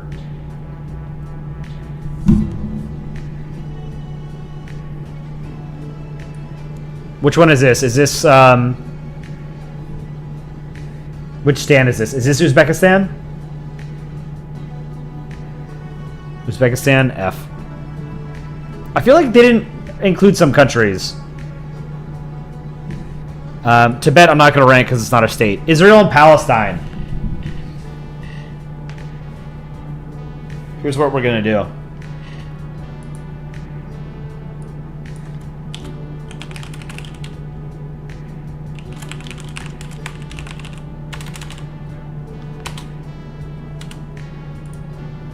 Whoops, that's not what I wanted to do.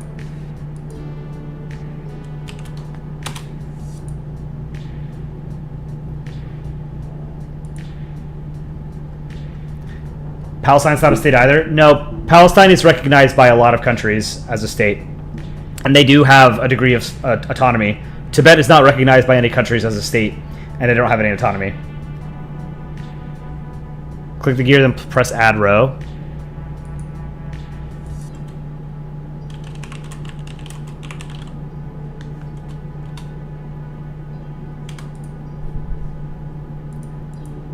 Oh, okay, here's what I can do. F.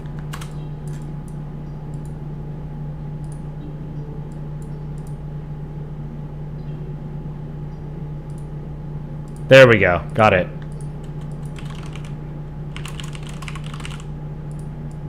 Israel and Palestine. They get put in the can't play nicely tier. That was Asia in under 10 minutes. I have 2.5 minutes to spare.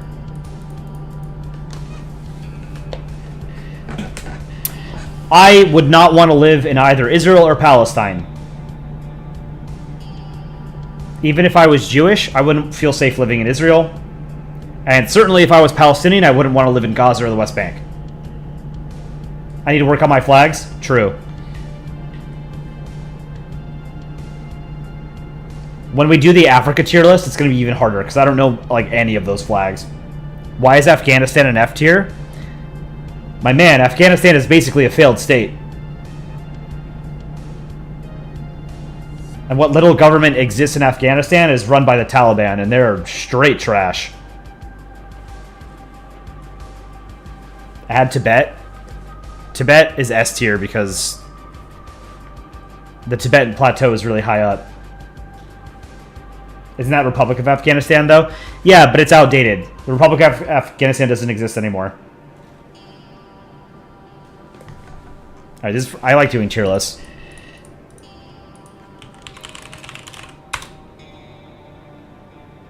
South America. Let's do South America. Brazil is A tier. Argentina is also A tier. Just get that out of the way. Chile is S tier. Chile, I think, is the coolest South American state. Changed my mind. Guyana, B tier. This is Peru. Peru, B tier. Ecuador, probably C tier. Colombia, B tier. This one's... I can never remember Uruguay and Paraguay. I think this is Paraguay. Yeah, Paraguay, D tier.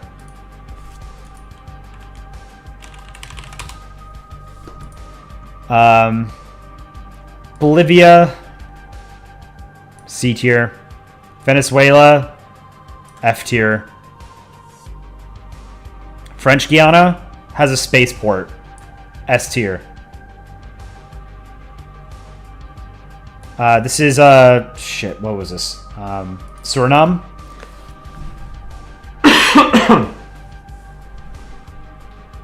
Whoa, what do I mean by can't play nicely?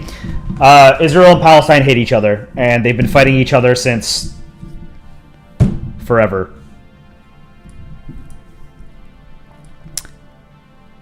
Suriname belongs in the tier, I don't know anything about Suriname. C tier.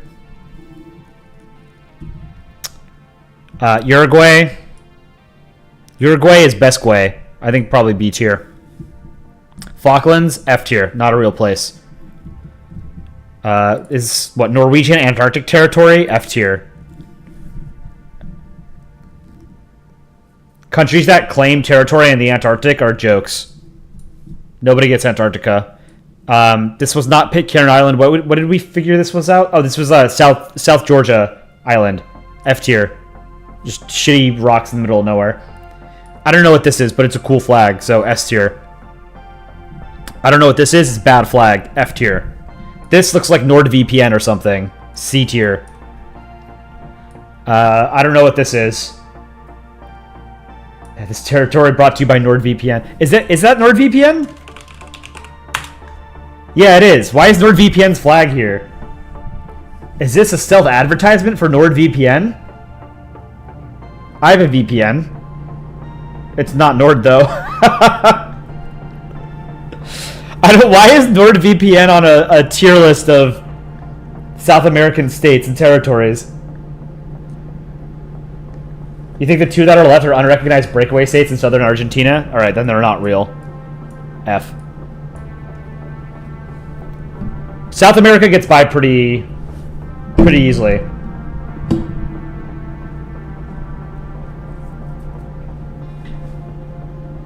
Why is Falklands F tier? So Falklands aren't real.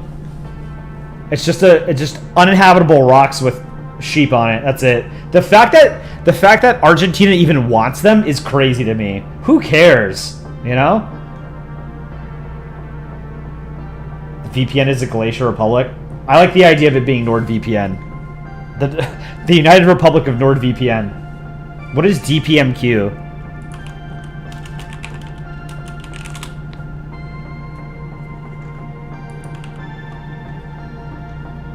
This is my South America list featuring NordVPN. Brought to you by NordVPN. Yeah, that's...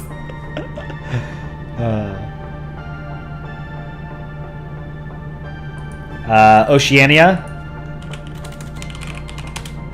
I never got my laundry. It's been sitting in the dryer for 2 hours. Countries and territories of Oceania. Alright, I don't recognize like any of these flags. You guys are gonna have to help me. Australia is like 90% of Oceania, but I would say A tier. Just because I'm afraid of the emus.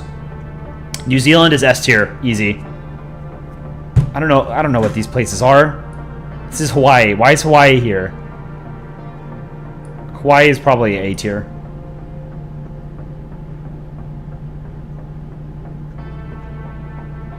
What are these islands? This isn't right. I don't like this. Find a different one.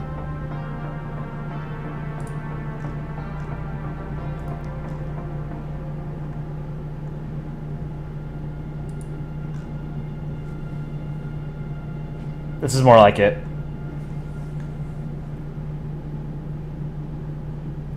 So Australia, A tier. New Zealand, S tier. Palau, C tier.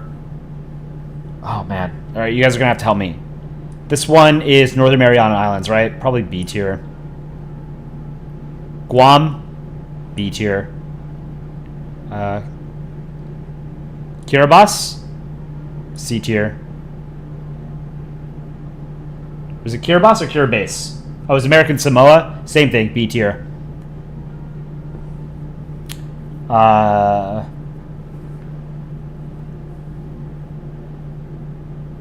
Is this the Cook Islands or something? Kiribati, yeah. Cook Islands, C tier. Nauru, C tier. This is the Marshall Islands, right? B tier.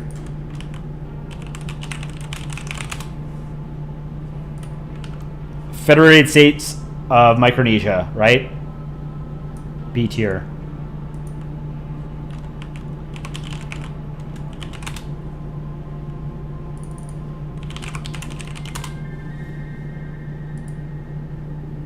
Papua New Guinea. Aren't there cannibals on Papua New Guinea?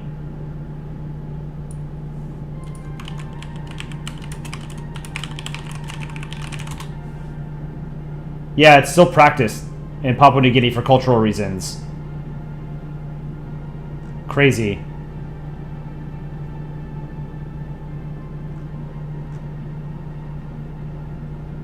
The Korowai tribe is one of the last known tribes in the world to have been cannibals. Alright, that's an F tier. Sorry. You got cannibals in your... No. That's crazy.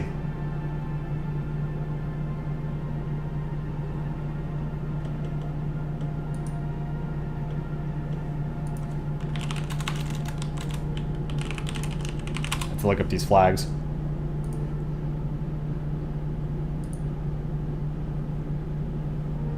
Samoa. Probably B tier. Solomon Islands. C tier. Tuvalu. Probably D tier.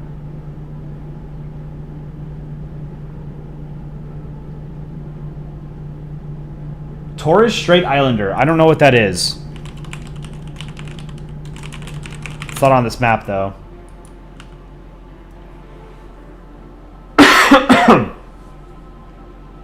Tonga, A tier. Just because it's a cool name, and they had that volcano that exploded.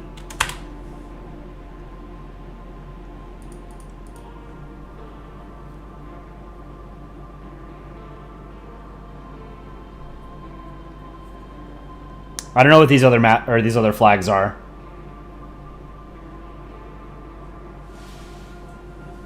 Is one of these Fiji? Oh, this is Fiji. Fiji's probably an A tier. What's this next one? Do you guys recognize this one? Red, white, red. This is French Polynesia. French Polynesia is S tier. Gorgeous. I've been.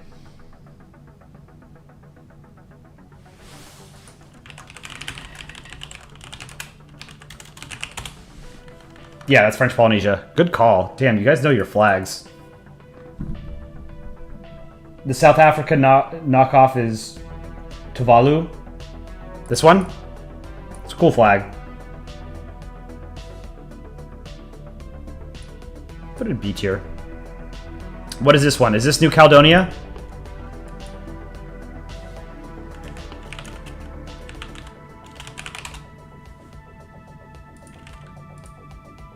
Oh, this is New Caledonia. New Caledonia actually seems pretty cool, but I guess it's super unstable now. I'm going to put it in C. I don't feel strongly about most of these countries and islands, because I don't know anything about them. What is this one?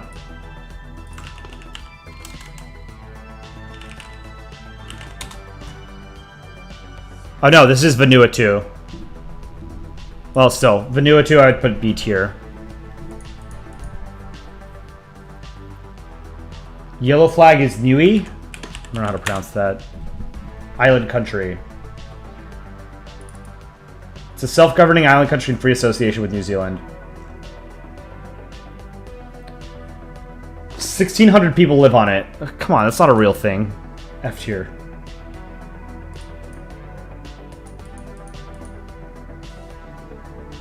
You pronounce it as new? Okay. What is this one? I recognize this flag.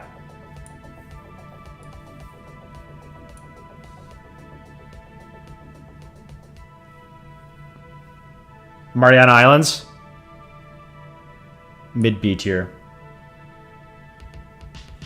New is literally the same thing as Cool Islands. 1,600 people, though. All the other ones, as far as I'm aware, have more people than that. 1,600 people is not a state.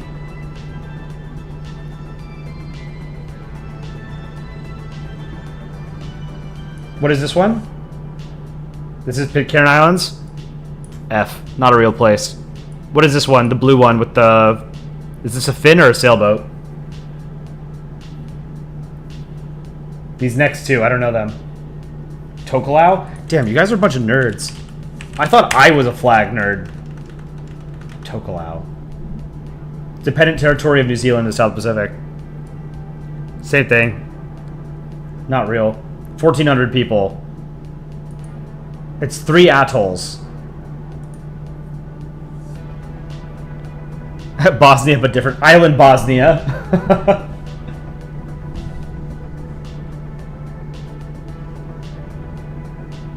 And then what's this one with the French flag? Wallis and Futuna? I've literally never heard of this.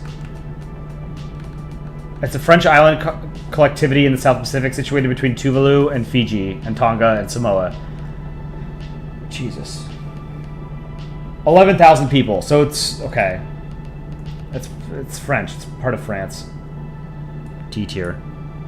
It's actually... that's a cool flag. I like that. So, Oceania. So the only place we haven't done is Africa, and I know nothing about Africa, so we're not going to do Africa.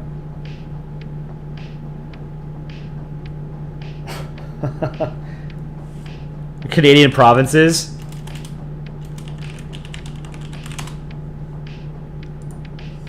Okay.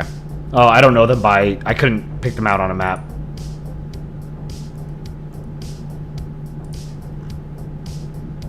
Okay, Alberta. Alberta gives us a ton of oil, which is pretty cool. B tier. British Columbia, S tier. This is Manitoba. Know nothing about Manitoba. C tier. New Brunswick. That's out in the North Atlantic, right? A tier. NL. What is NL? Newfoundland? Same thing. A tier. NS.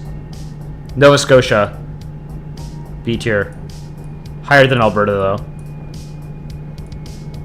though. Northwest Territories. No one lives here. This is D tier. It's just ice. None of it? Same thing. D tier. Ontario? D tier, because that's where most Canadians live. Prince Edward Island? D tier. Saskatchewan? D tier. Yukon? S tier. Quebec? A tier. Easy. Easy. I wonder what Aaron thinks of this. I think he lives in Ontario.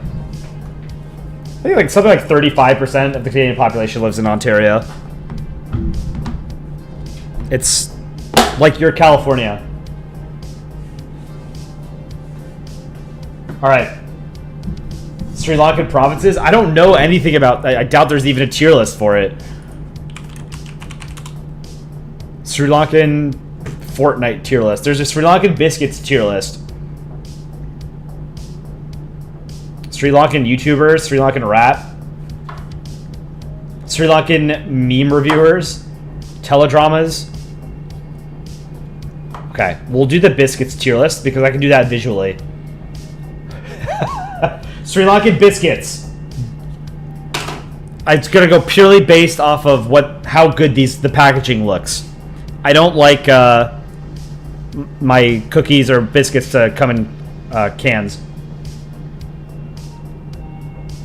This standard sort of packaging looks like a chocolate chip cookie. B. This one, it's got a lot of brown at the bottom, so I'm assuming there's a lot of chocolate. A tier. I like the packaging on this one. It's got like a gradient from brown to red to orange to white. A tier. This one reminds me of a pizza. C tier. Just because cookies, biscuits shouldn't remind you of pizza. Yeah, the grandma cans. This reminds me of like a Nabisco. What are the Keebler elves? You guys know the Keebler elves?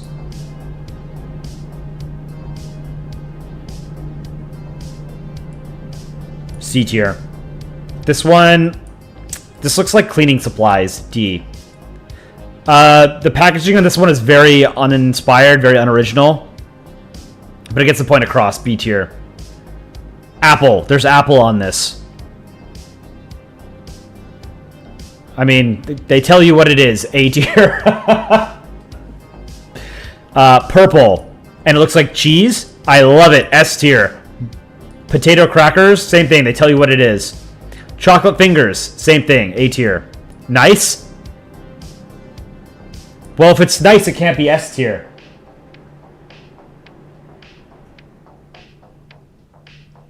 Sri Lankan Senator Productions, this is good. How much longer do you think the stream will be? Probably only a few more minutes. I haven't eaten dinner. Nice. Well, these biscuits are nice. So we'll put them in A tier. Gold Murray, D tier. Looks ugly. This packaging looks like someone's first attempt at graphic design. D tier. Chick Bits. C tier. I don't know what... This is kind of boring. D tier. This one looks okay. B tier. This reminds me of like goldfish crackers.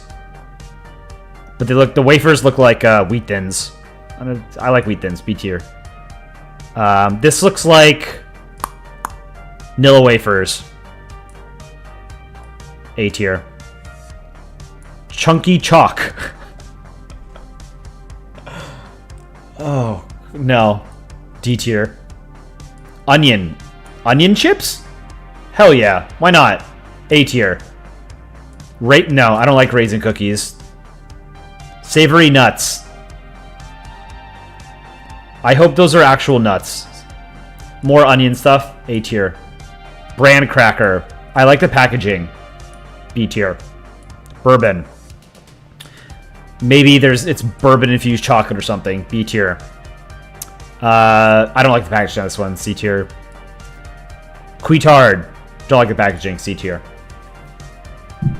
Alright, this was the definitive Sri Lankan biscuit tier list.